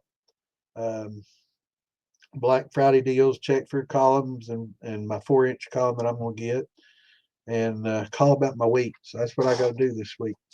All right, y'all. Thanks for tuning in. We will see you all Wednesday, day before Thanksgiving. So everybody have a great rest of your weekend. Shine on. Love y'all. And we'll see you cats on Wednesday.